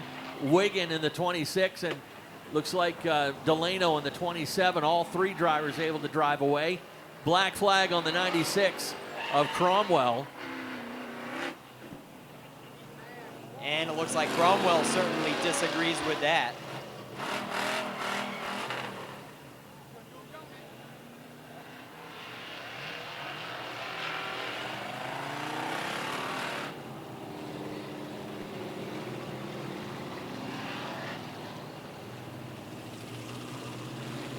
Yeah, I guess they're calling that spin for the 27. Great in his first qualifier. He was certainly optimistic for the day in pre-race interviews. And one of the underdogs that has come back full force after taking a year off last year to compete with us on a weekly basis this year. So we certainly were cheering for him to have a good run today.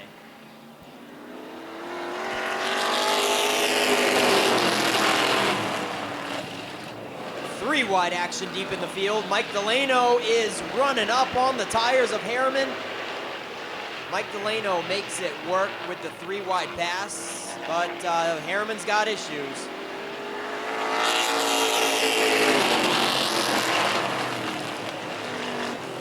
Yup, Joe Harriman suffers from that one, and he limps it down pit road. Hate to see it. So much rough riding today.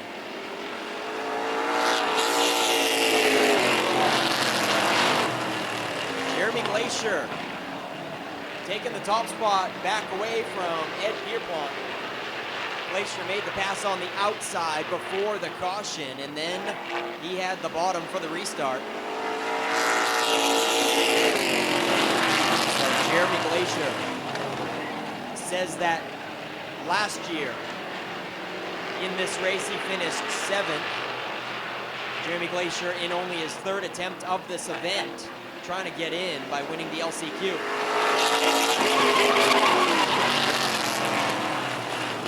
Ed Pierpont goes for a spin but saves it, doesn't complete the spin and keeps it rolling. Right across the nose of Dale Lawrence, and everybody keeps it going. Chuck Wagstaff is coming in hot. He might have something to say about that lead position from Jeremy Glazier. Chuck Wagstaff looks to be the fastest car on the track. He has reeled in Glazier in a hurry and right up tight on the back bumper now of the 99.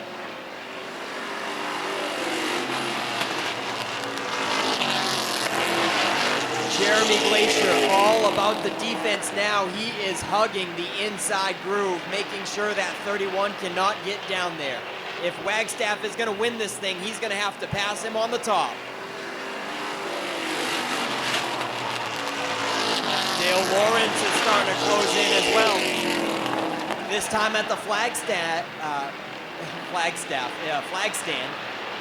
It'll be 5 to go. That's a bit of a tongue twister there. We got Chuck Wagstaff with 5 to go at the flag stand. 5 to go for Jeremy Glacier, that is, though. And surprisingly, Wagstaff has lost contention with Glacier. Now a car length separates them, and Glacier's loving every bit of it.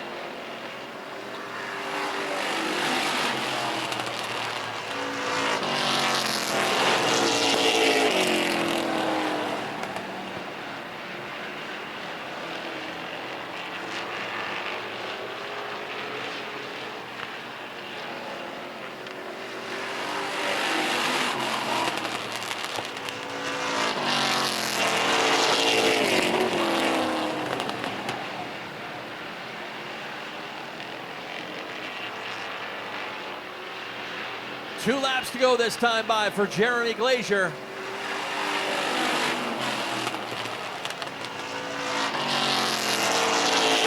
Wagstaff with second. Lawrence again putting the pressure up on the 2 car. White laundry flies, 1 lap to go.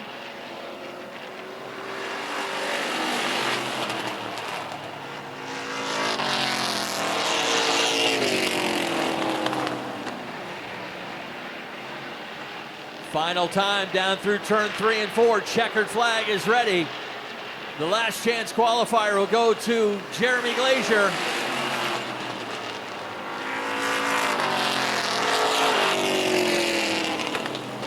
Glacier earns the 25th starting position. The remaining 3 will go to provisionals. We'll let you know who got those in just a moment, but that'll do it for all the qualifying action for the Strictly Shootout.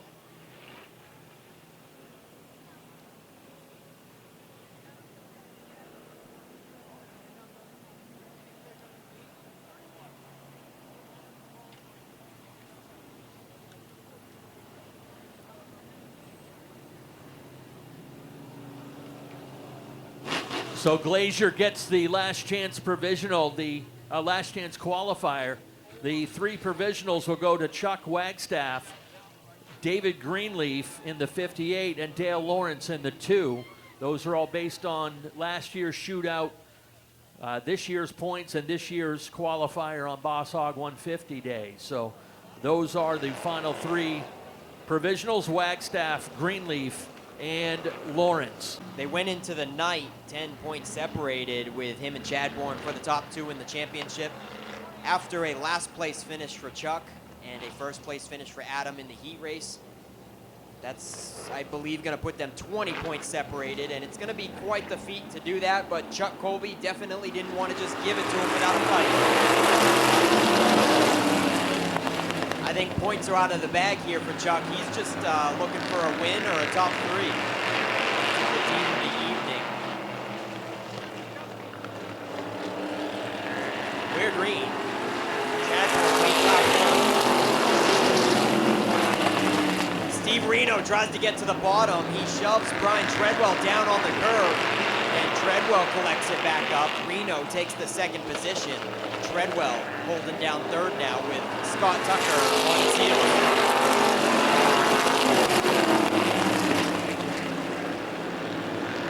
Ryan Neal rounds out the top 5. Faith Cleaves is coming in strong in the 89, followed by Chuck Colby, has made his way up to 7.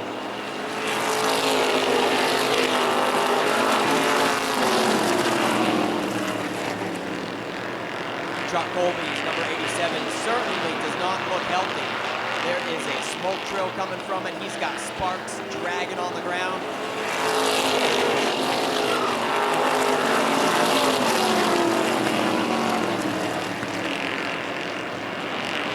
But he is not going to roll over and give this race away. Chuck Colby is certainly a racer. Pass it back to the 72nd. Put Reno up into 7th now. Adam Chadbourne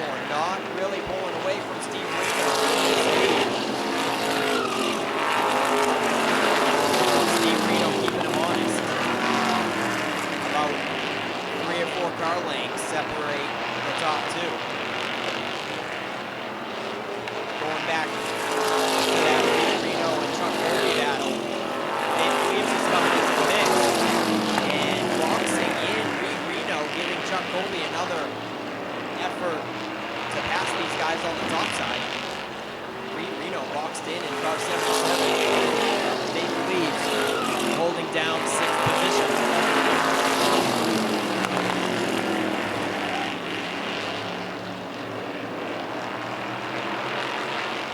Scott Tucker and Ryan Neal having some of the best runs of their Wiscasset Speedway career. Very rare that we see them run this many laps in the top 5 like this. Glad to see it. Tucker running 4th, Ryan Neal running 5th.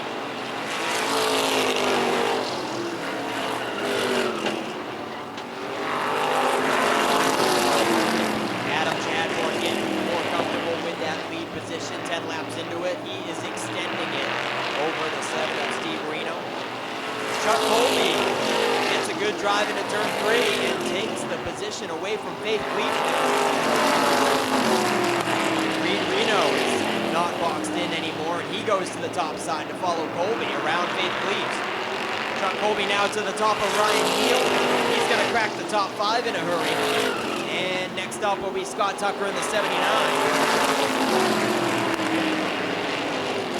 Chuck Colby to the top side of Scott Tucker on the backstretch. And he's going to make quick work of 4th position.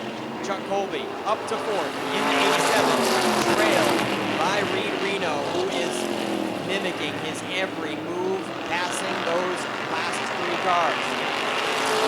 Now they are clear of traffic, and Reed Reno is going to look to the top side of Colby for 4th position.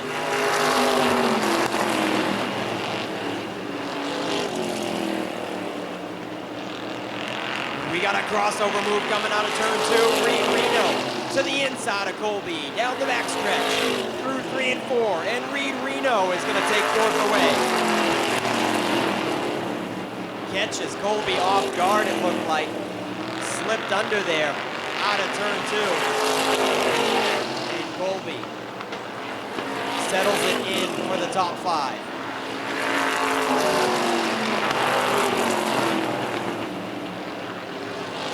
Just past halfway. 13 laps to go for Adam Chadbourne, en route to his 5th Wiscasset Speedway Championship.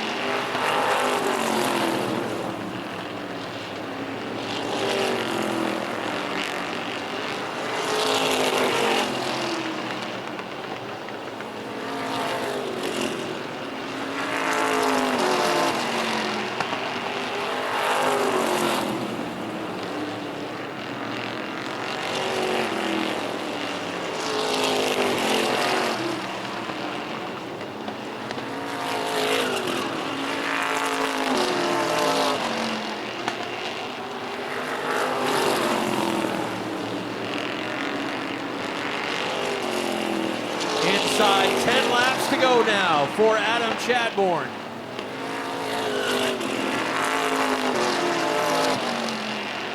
Chuck Colby hanging in there, but the championship, if everything stays as it is, will go in the hands of Adam Chadbourne, looking for his 6th win of the season.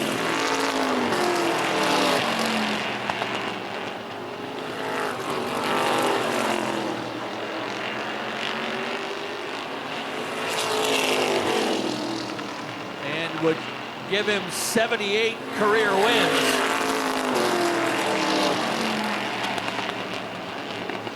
Chadbourne solidly 3rd winningest driver in Wiscasset Speedway history.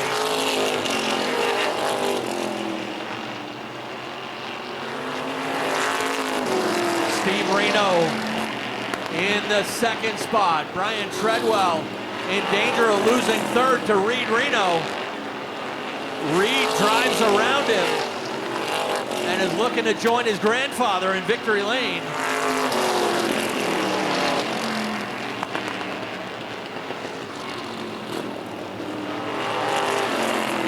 5 laps to go.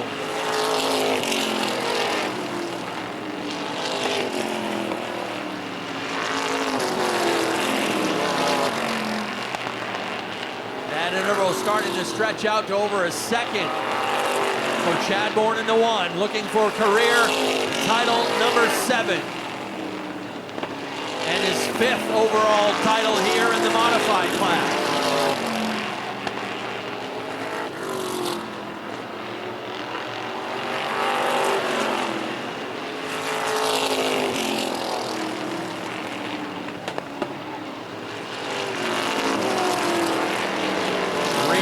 Solid in 3rd, but he's got a long way to go. He's a full straightaway behind the 2nd place car of his grandfather, Steve Reno.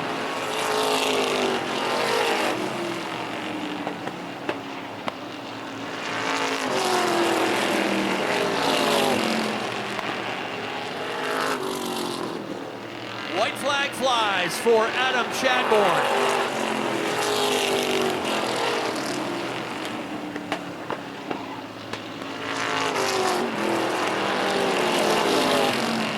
Stay in behind those 2 lap cars. No pressure from Reno. Checkered flag flies. Adam Chadbourne will get the win.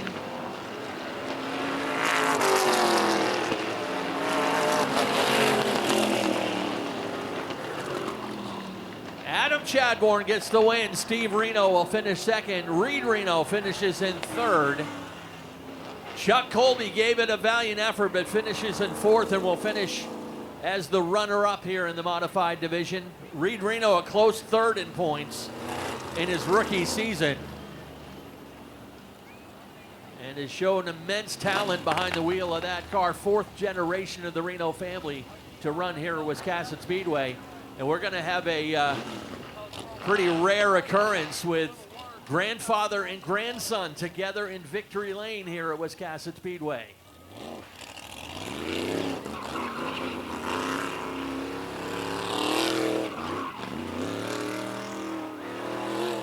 Adam Chadbourne celebrating his celebratory burnout for the 1 car, and history made as he now ties Josh St. Clair and Morris Young for the most championships in Wiscasset Speedway history, with title number 7. We'll celebrate with the champ in a moment, and as I said, a cool but rare occurrence. I send it down to Nick Huff. Adam Chadbourne with championship number 7 at Wiscasset Speedway. Congratulations. Thank you. Bit of an uneventful race there. I'm okay with that. Yeah, caution free, and Steve Reno gave you a little bit of a run there, but did you feel that confident going into it? No, not really. I was glad to put some distance between him and I, and we had a good piece tonight. Brought Old Faithful out, and it sealed the deal again for us. So how many feature wins is that, like 78, 79? We're getting close to 80, right? 78, I think. Yeah.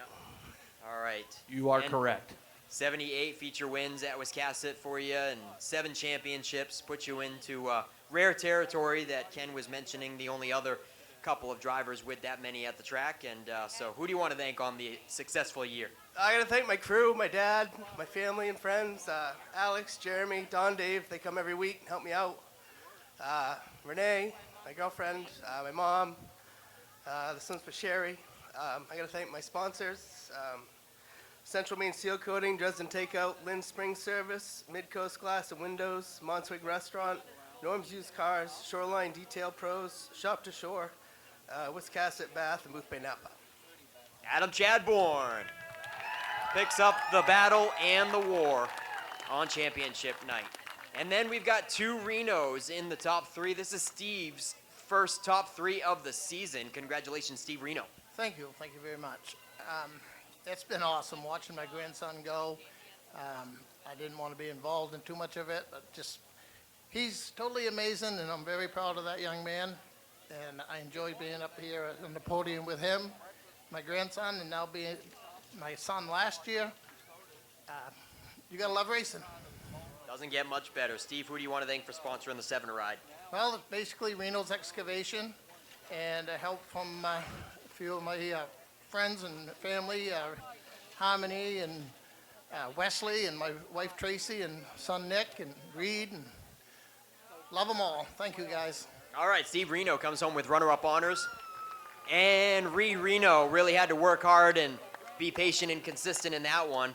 You got boxed in with Cleves and Colby there for a little bit and had to be real patient and wait to make the pass, and then got there and then worked your way around Treadwell on the outside. Just probably a bit of a slow, aggravating race, wasn't it, to see the top two run away like that? Yeah, it was pretty aggravating, but yeah, I can't thank my guys enough. Zach Bowie for spawn for me today. Glad he's not my competitor today. Cody Merrill, my Aunt Caitlin, my cousin Parker, my sister Libby, Josh, Nate, my great-grandfather, my grandfather, my dad, my mom, my Uncle Eddie's getting married today. That's why my parents couldn't be here today. So congratulations to them. All my great sponsors, Reno's Excavation, Bob Berry's Concrete, MMS, Plant Seafood, Joe Pro, Marty Allen Sun Painting, DAR Construction, AAA Northern New England, North Country Camps, and Phillips & Son Carpentry. All right, Reed Reno joins his grandfather in victory lane on championship night. If you are a Subaru enthusiast and you haven't shopped Norm's Used Cars in Wiscasset, you are missing out. Norm's Used Cars specializes in previously enjoyed late-model, low-mileage Subarus, all hand-picked and meticulously gone over to be like new to you. And with over 100 Subarus on the lot starting at $49.95, they have a great selection too. Experience the difference at Norm's Used Cars. That's not the norm. That's Norm's Used Cars. If you've been injured in an accident, contact the law offices of Joe Bornstein today. Talk to us confidentially and free. Find out why we are Maine's most recognized personal injury law firm. Over 25,000 victories for Maine families and over $500 million collected for injured Mainers. Get the help you need and the justice you deserve. Dial 207-CALL-JOE. There's never a fee unless you win. Call Joe today and get the Bornstein advantage. We are your voice. We are your helping hand. We are the Hometown Foundation. We speak up for animals who have been neglected. We support those who keep communities safe. We shatter stereotypes for the disabled. We instill hope in those battling life-threatening illness. We honor and remember our veterans. The Hometown Foundation. Community-focused, community-driven. Call or go online to see how you can be the help your community's waiting for.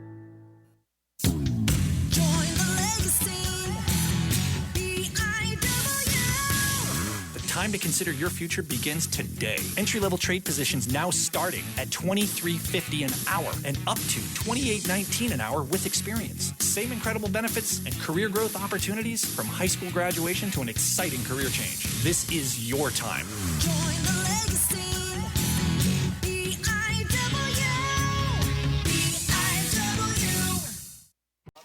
All right, once again, ladies and gentlemen, we'll introduce you to our drivers in just a moment. When we get the top 12 drivers up here in Victory Lane, they will stay here at Victory Lane, and those top 12 qualifiers will redraw for starting position.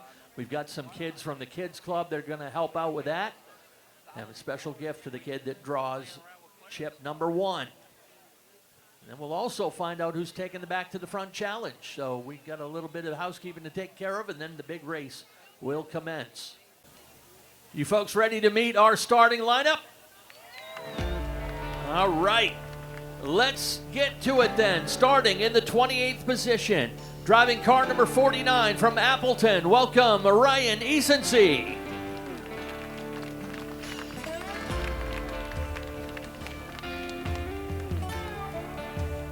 '27th starting position, driving car number 2 from Lisbon, welcome Dale Lawrence.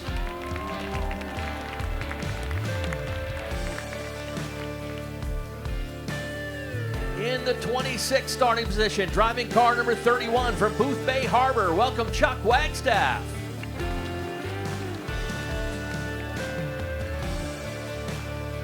Starting 25th is car number 58 from Woolwich, welcome David Greenleaf.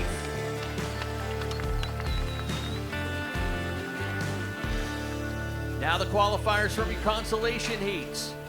Starting 24th in the number 2X out of Leamington, welcome Derrick Burnham.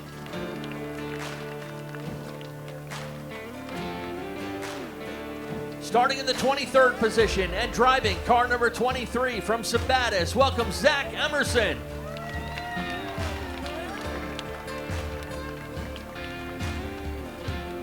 Starting 22nd and driving car number 78 from Livermore Falls, welcome Brady Romano.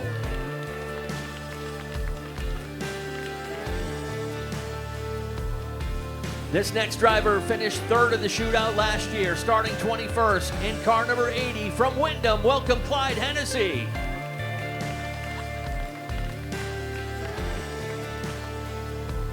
Starting at 20th is a former winner of the Strictly Shootout from South Paris, and the number 4, welcome Jordan Russell.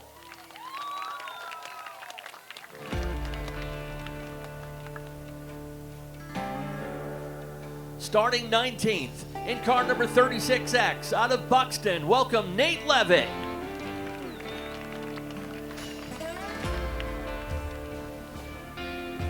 Now the heat race qualifiers. Starting in 18th, driving car number 4 from Richmond, welcome Caleb Emerson Maines.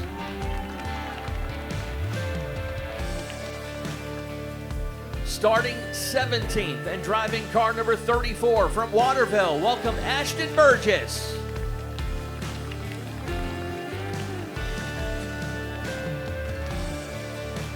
In the 16th starting position is car number 07 from Casco, welcome Mark Grantham.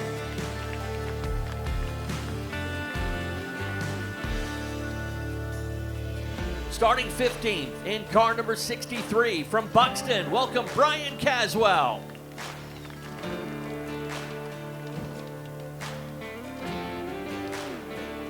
Starting in 14th is a 2-time Strictly Shootout winner in car number 51 from Oxford, welcome Kyle Hewins.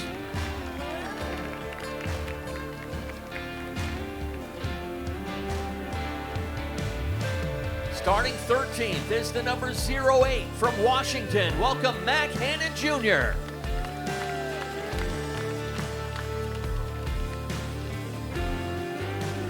Starting 12th is car number 24. He's the 2020 winner of the Strictly Shootout from Oxford. Welcome, Jonathan Emerson.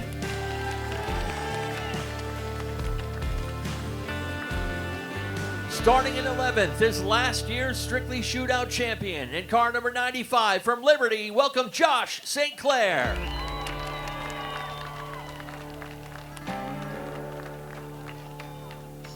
Starting in the 10th position is car number 82 from Westbrook. Welcome, Chaz Briggs.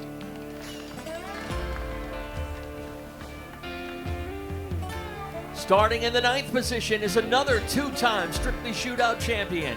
In the number 20 from Turner, welcome Kurt Hewins.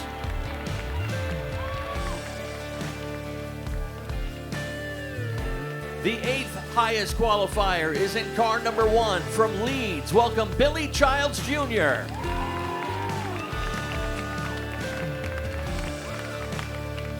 Again, don't forget, we need the top 12 to wait in victory lane. The 7th highest qualifier is in car number 23X out of Buxton. Welcome Joe Morse.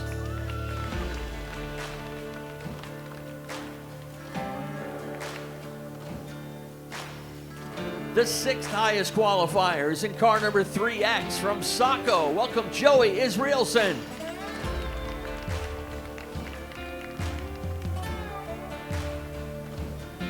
Fifth highest qualifier is in car number 27 from Lisbon. Welcome Scott Eck.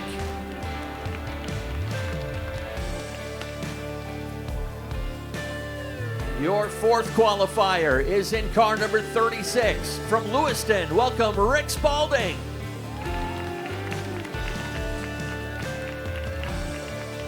And your heat winners. Winner of heat number 3 is in car number 25 from Washington. Welcome Landon Tapley.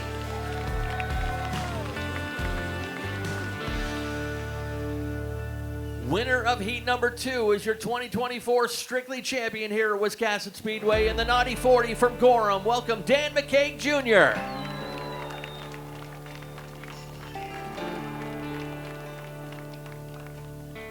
And winner of heat number 1, first to redraw in car number 83 from Peru. Welcome Dan Brown.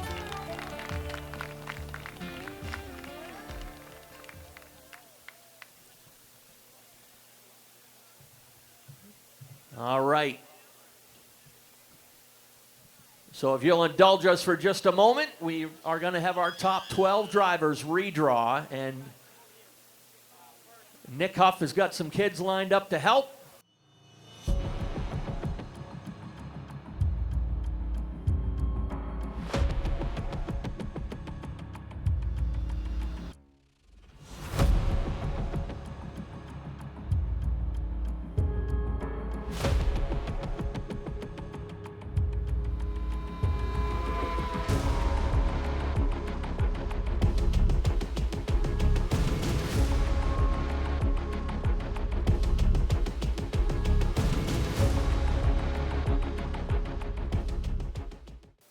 All right, Penny's got the herd of kids down there to line up with the drivers. All right, so let's go ahead and start with our pole position car, number 83, Dan Brown. All right,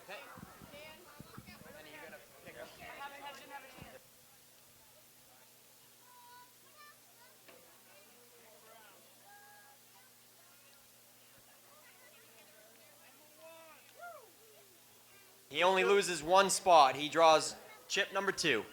All right, next one up is Dan McKeage Jr. Dan McKeage Jr.'s.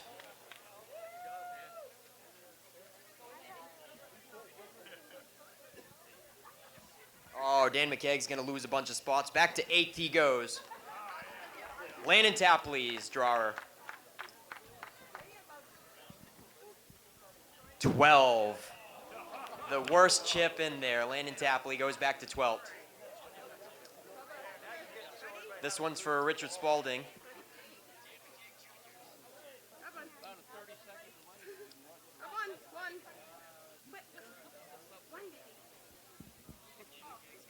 $11 for Spalding.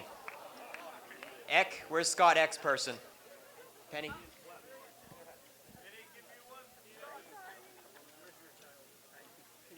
All right, pluck one out of there for Scott Eck. Nope, just pull a chip out. One chip, I mean. He drew 2 chips. 3 chips. Which one did he take? He didn't, oh, he dropped them all back in there, all right. All right, Scott Eck is number 9.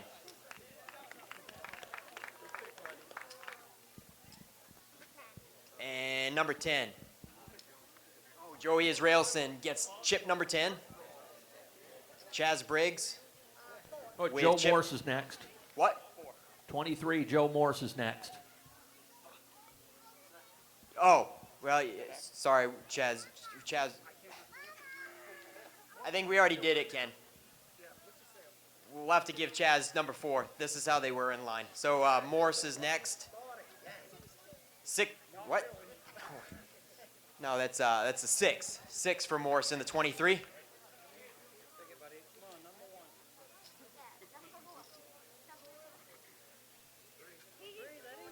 Three for Childs. Next up, Hewins.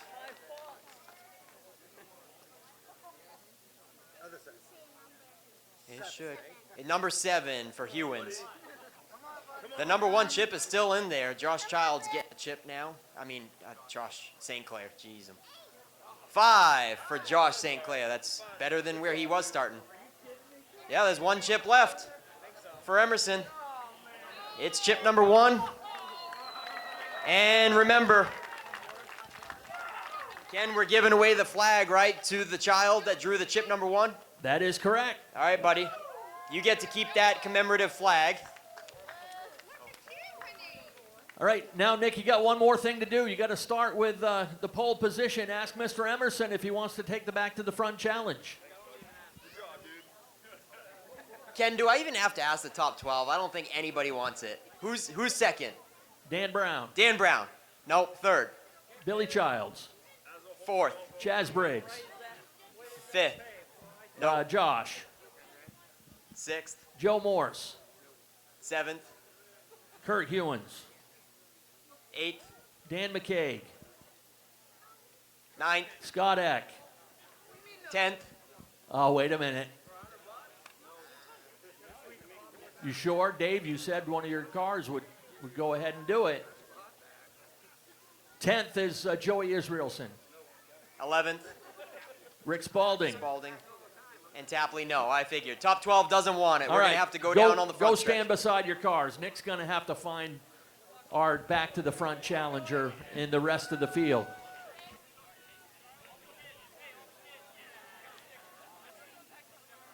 While we do that, we want to give a big thank you to a couple people down there in Victory Lane. We want to thank Dave Brandon for his continued work for putting this Strictly Shootout on, and all his work over the last 12 years to put on a showcase for the top Strictly and Wildcat drivers here in the Northeast. And also we want to give a big thank you to Bernie Thayer and Thayer's Competition Engines for being the title sponsor of this year's shootout.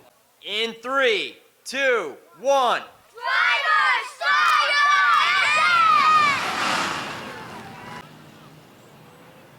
All right, folks, this time by is our wave-off lap. Wave those hats, wave those hands, and send your favorite drivers off with best wishes for a safe and successful race.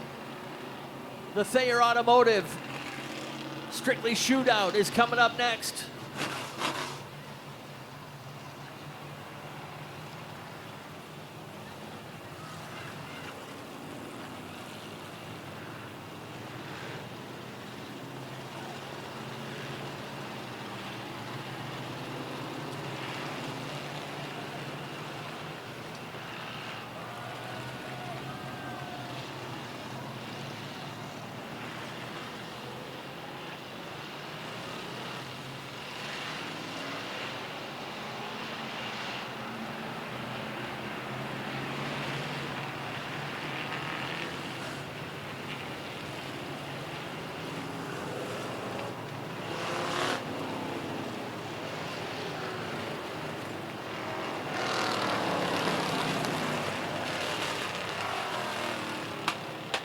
Field is bunched up and ready to go. We'll go lights out of the line this time. The 12th annual Strictly Shootout.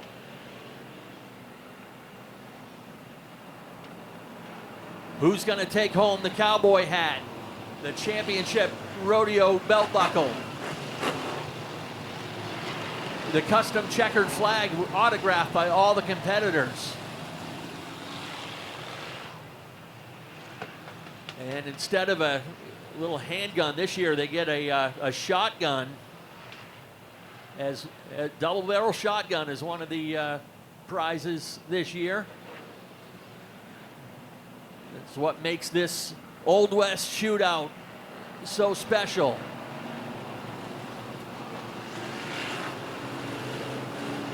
"40 cars rolled into the pits today, and 28 will get to run the Strictly Shootout. Who's it going to be? Are we going to have another first-time winner today, or are we going to have ourselves a repeat winner? We'll find out in 50 laps. Pace car ready to turn in. Dave Sturgis ready to turn him loose. Here comes the Strictly Shootout.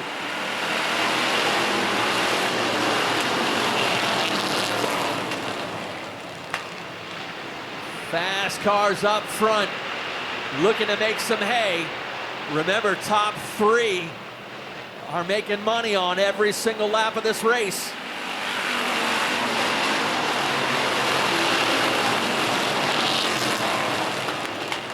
Joey Israelson got kicked out of line and lost a few spots in the early going. Jonathan Emerson leading a first time with Billy Childs in tow. Josh St. Clair third. Watch the high side. Dan McKeage Jr. already testing that third groove. McKeage wanting to get to the front to make a little money early in this race. Emerson, the 2020 winner of the shootout. This is just how Dan McKeage did it all season long. That third groove is looking good on the highlighter, the Naughty 40. McKeage is now up into 6th.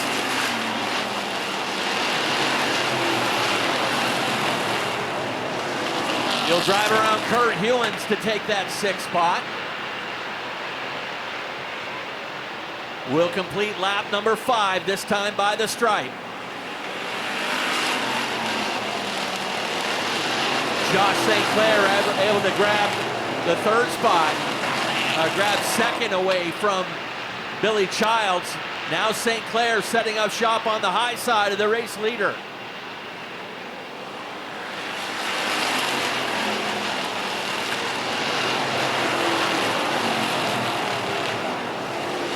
Josh St. Clair gets out around Emerson and takes the lead. Now Childs will look to the outside as they go through turn 4.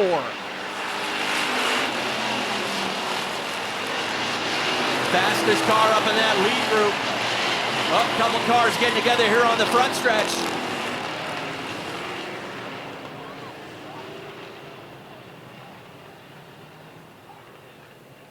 Brady Romano and the 2X getting together. That's Derrick Burnham. Field crossed up and ready to go. We'll go lights out at the line this time.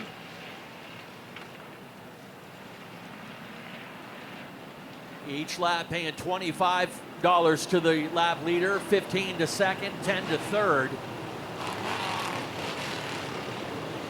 There's a whole bunch of contingency money, including hard charger money for the most positions gained. A couple $100 on halfway. There's a $100 winner bonus. There's some bonus money for last lead lap car. There's a $500 bonus for best finishing built motor versus a crate motor. Here we go, back under green.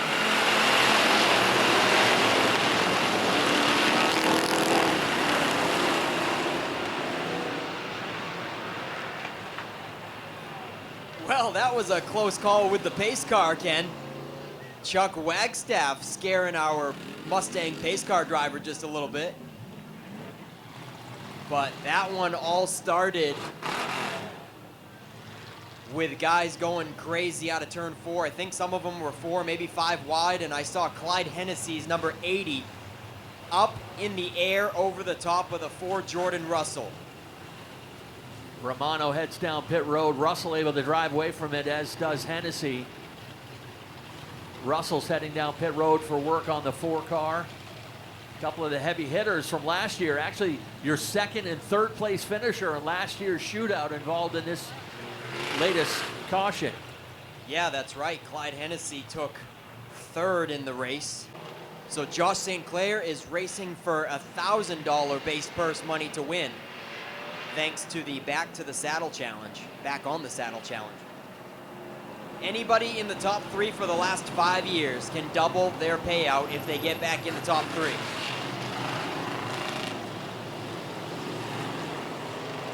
Jordan Russell in the 4 tags the rear, and Clyde Hennessey is exiting pit road in the 80. Glad that they have both rejoined and stay on the lead lap. Only 7 laps complete. 43 to go. We're going green with St. Clair and Emerson.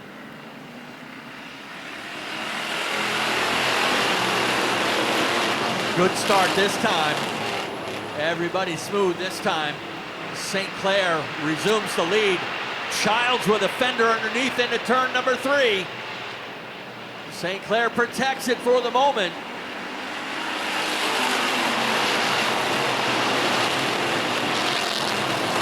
Emerson trying to hold on to 3rd, but he's got the 82 of Chaz Briggs to his inside. Dan McKeage Jr. holding down 5th, watching that side-by-side battle in front.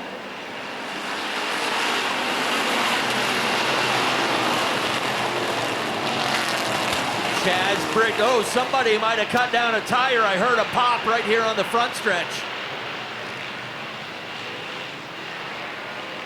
Everybody but 1 car able to drive away, except now Dale Lawrence at a crawl up at the top of turn 2. That's actually the other 2X there, Ken, not Dale Lawrence. Oh, gotcha, yep. There's Dale Lawrence.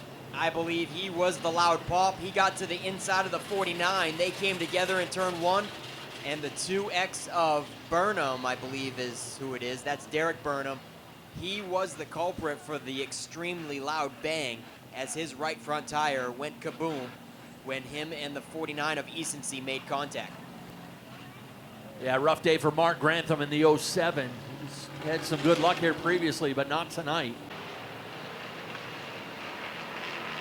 Chaz Briggs feeling good in that number 82 car. Restarts in 3rd. He said during practice, he felt he had one of the best cars he's ever brought here to Wiscasset Speedway. Now in one of the early Strictly Shootouts, and the year kind of escapes me, but Briggs was leading side by side with the Dirty Lou, Lewis Anderson, and they took each other out with 5 laps to go, and it was quite an event. Let's get back at it. Green flag is out.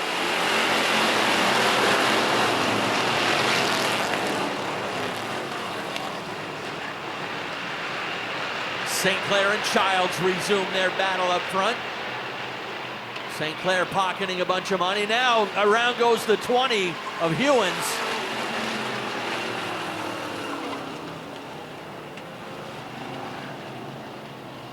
Spalding heads down pit road. Easonsee may have problems in the 49. Right rear tire down on that car. Only car not able to continue, maybe Grantham up there at the top of turn 4. Tough break for Brady Romano. He's had an up and down season. He got his first podium about a month ago, and a very exciting finish for him.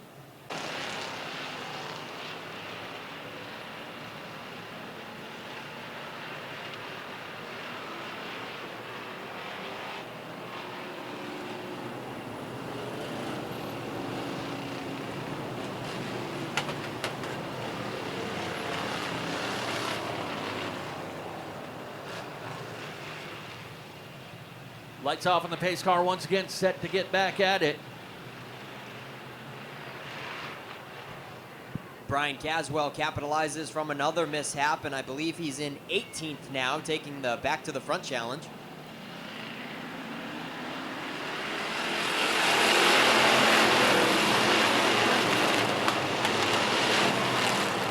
St. Clair back in charge. Child settles into second.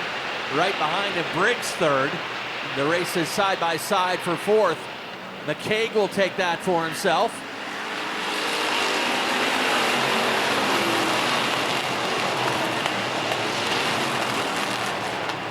Scott Eck holding down the 5th position now. 10 complete will make it 11 by the line this time as St. Clair continues to cash in up front.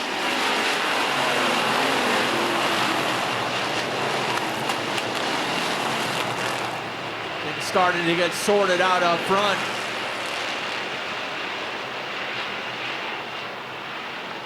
McKeage now working on outside of Chaz Briggs for the 3rd position. McKeage, one of those drivers that wants to get this thing into a good long green flag run. As that car gets better, the more laps he can put under it.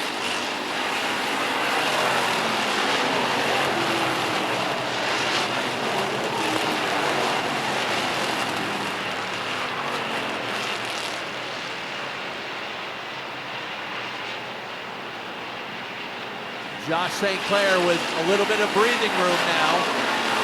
He also holds the fastest lap of the race right now.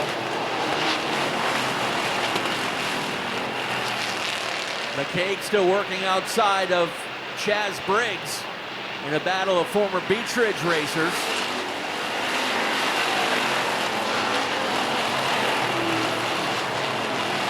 Another driver working his way up toward the front is that 51 of Kyle Hewins. Hewins going after the 5th spot. He started this one back in 14th.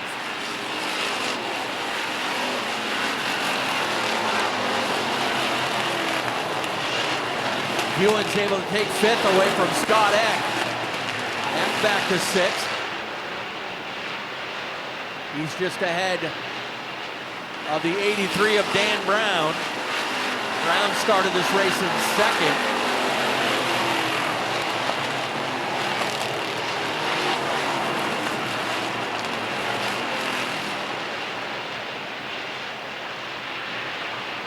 Single file now most of the way around the speedway. These guys looking to get settled down a bit.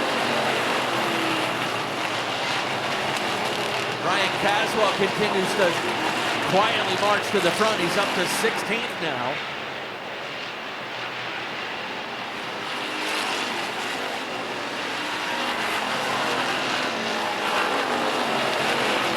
trio now starting to break away a little bit from that fourth place car of Chaz Briggs.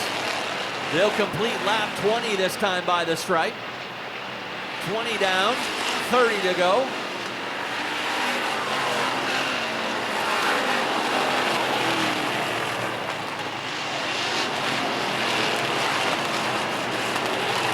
Another driver making up a lot of ground is that 23 of Zack Emerson.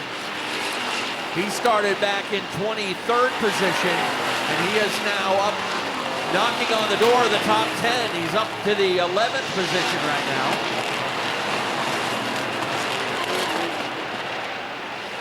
Possibly making a run of that Hard Charger award.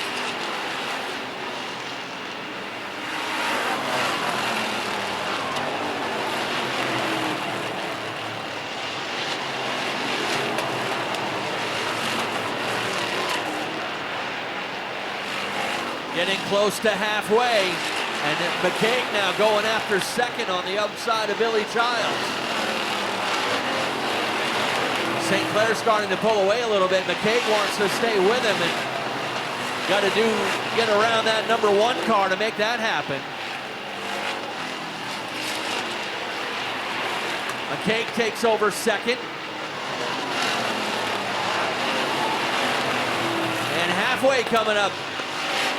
$200 bonus.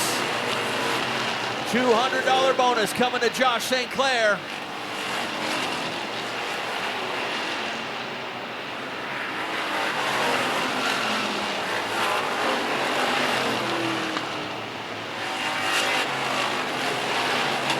Oh, we got trouble in turn 1. The 2 of Burnham gets into our back to the front challenger, Brian Caswell.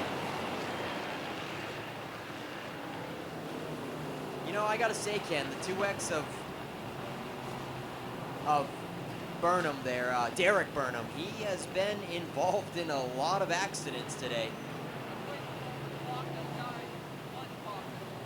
He got in the back of the 63 just now going into turn 1, and they both spun in symphony. 20 of Kurt Hewins heads down pit road as the 07 as well of Grantham. Been a day-long battle for him to stay in the race. We are crossing him up. Josh St. Clair has a new dance partner. He's had plenty of restarts and side-by-side battles with this guy. It's the 2024 Strictly Street champion, Dan McKeage Jr.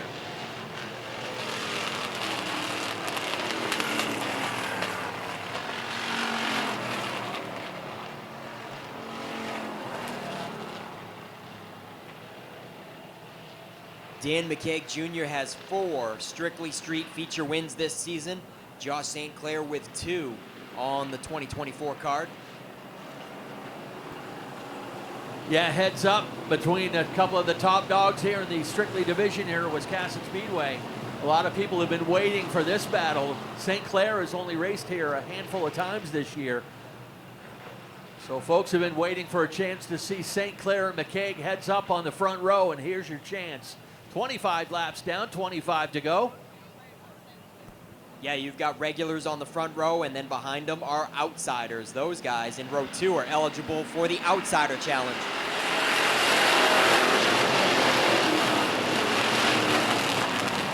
Kyle Hewins sneaks the 51 car into the 4th position, just ahead of Chaz Briggs. McKeage having a little difficulty getting up to speed in the 40 car. He's definitely got a better long run car.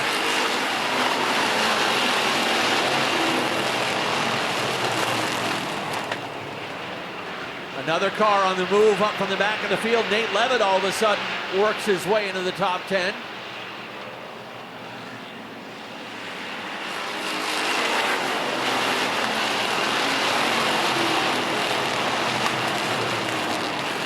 Kyle Hewins going for 3rd on the inside of McKeage. St. Clair's been a winner. Hewins has been a 2-time winner. Childs and McKeage looking for their first win.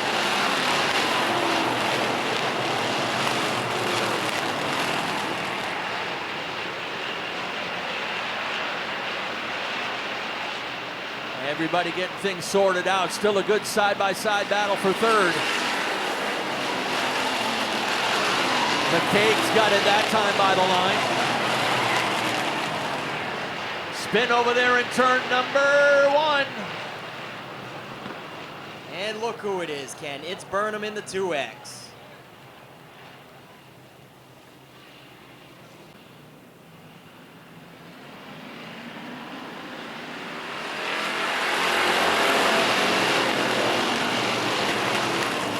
Good to go again. Green flag is back out.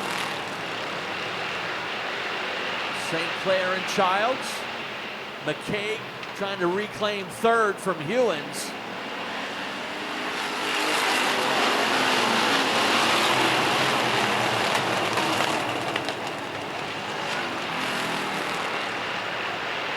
Got to keep an eye on that mid-pack. That's usually where a lot of the trouble starts a brewing.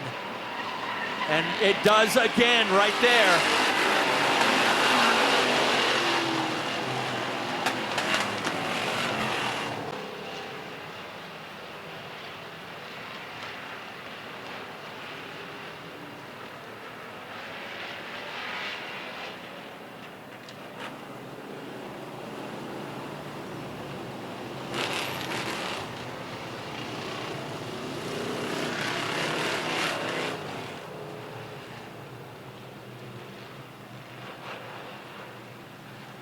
Couple challengers have come close, but still no one able to mount a full-on challenge to St. Clair in that number 95. Lightning McQueen looking good so far at the front end of the Strictly Shootout.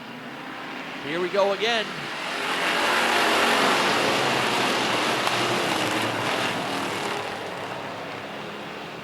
Shakes off the challenge. Childs will settle it in right behind him again. And that battle resumes for third, back behind him between McKeage and Hewins.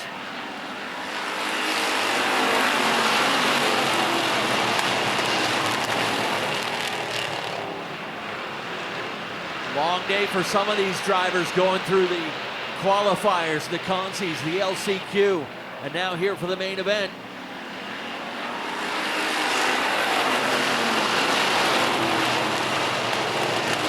Kyle Hewins just brushed the backstretch wall the last lap around. I saw the smoke get kicked up, but it was confirmed when he came around the front stretch. That thing is white on the right side.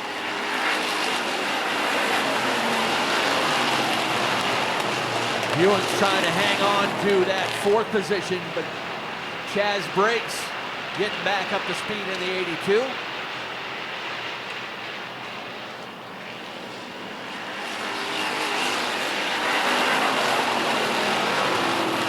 Lot of beating and banging mid-pack again between Nate Leavitt and the 34 of Ashton Burgess. Zack Emerson was in the middle of that, as well as Joe Morse.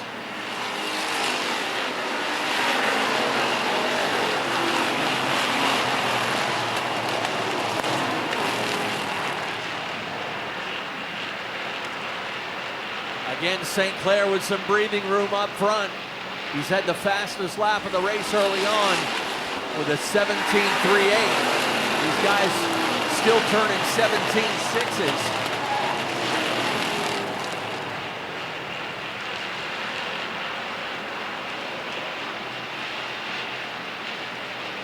Make it 37 complete this time by the line.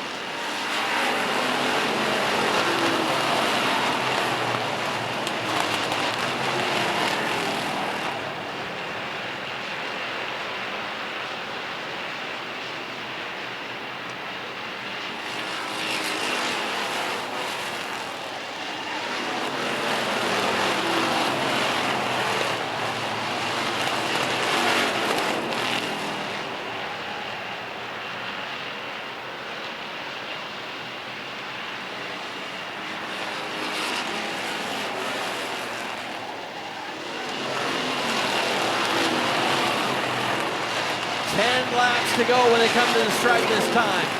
McKeage now working outside of Childs. That 40 car starting to come to life, but only 10 laps to go.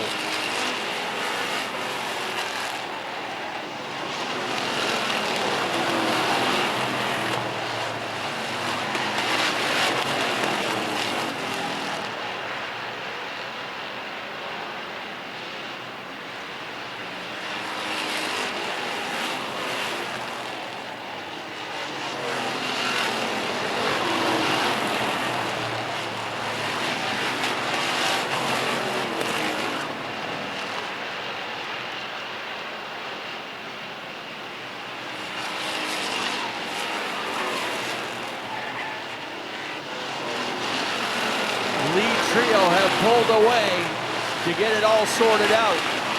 Kyle Hewins holding down fourth now, but they're a straightaway behind that third place car of Billy Childs.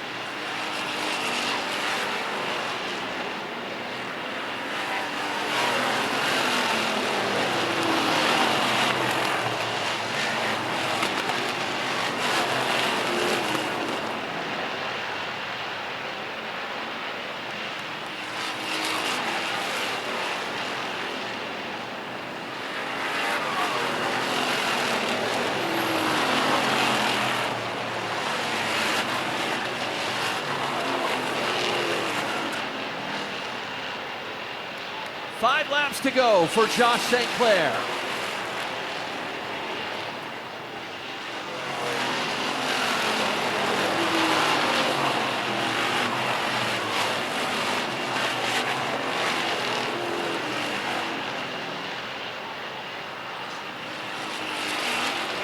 Dan McKeage closing it up a little bit. McKeage's been a little bit faster each lap, but he's running out of time. He's still got about 4 car lengths to go to catch him.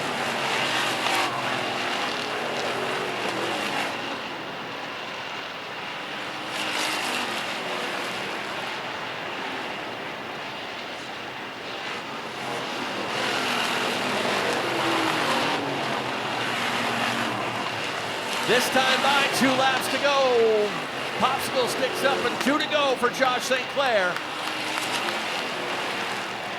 McKeage second, Childs third, Hewins fourth, Briggs is fifth.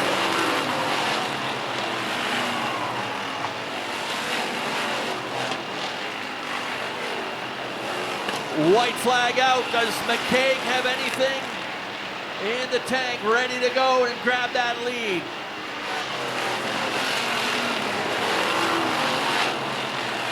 He'll throw it into turn 3 for one more charge. Up front, checkers are out. Josh St. Clair goes back-to-back in the Strictly Shootout.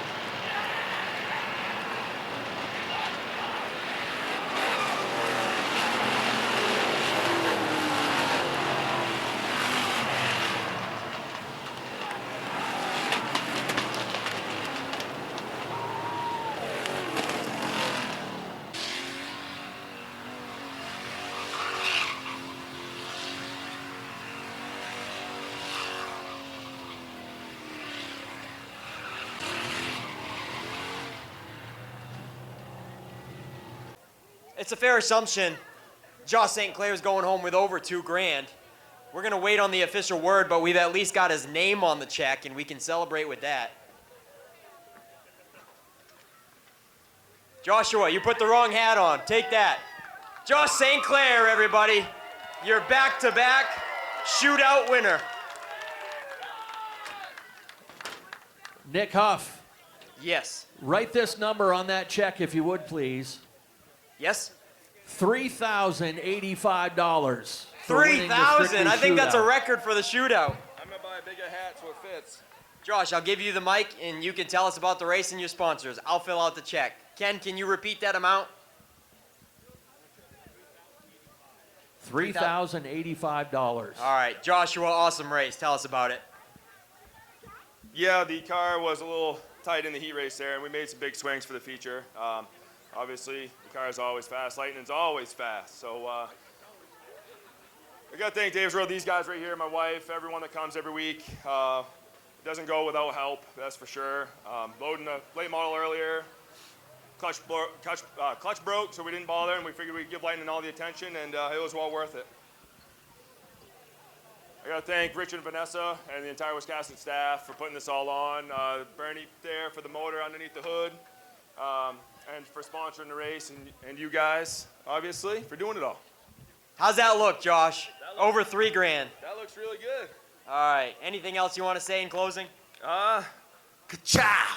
That's right. All right, we got more checks here. Dan McKeage Jr. They're tallying up his total. But Dan, it's got your name on it. You can hold that for now. Oh, man, Dan, you have certainly got a long run car. Didn't pan out so well on restarts, but you were chasing him down in a hurry, and Probably just a couple more laps, you would have been there. Yeah, my weakness has been restarts all year. I just need to, focus on that and get better at it. But the long run is awesome in both cars, really. And we were coming. I mean, I wish we had 5 more laps maybe. It would have been tough to pass them. I think we had a pretty equal car. So, I mean, all in all, I'll take it. I mean, it is a shootout. Hopefully we'll get it next year. So. Hey, Ken, did we figure out a total for Dan McKeage Jr. yet?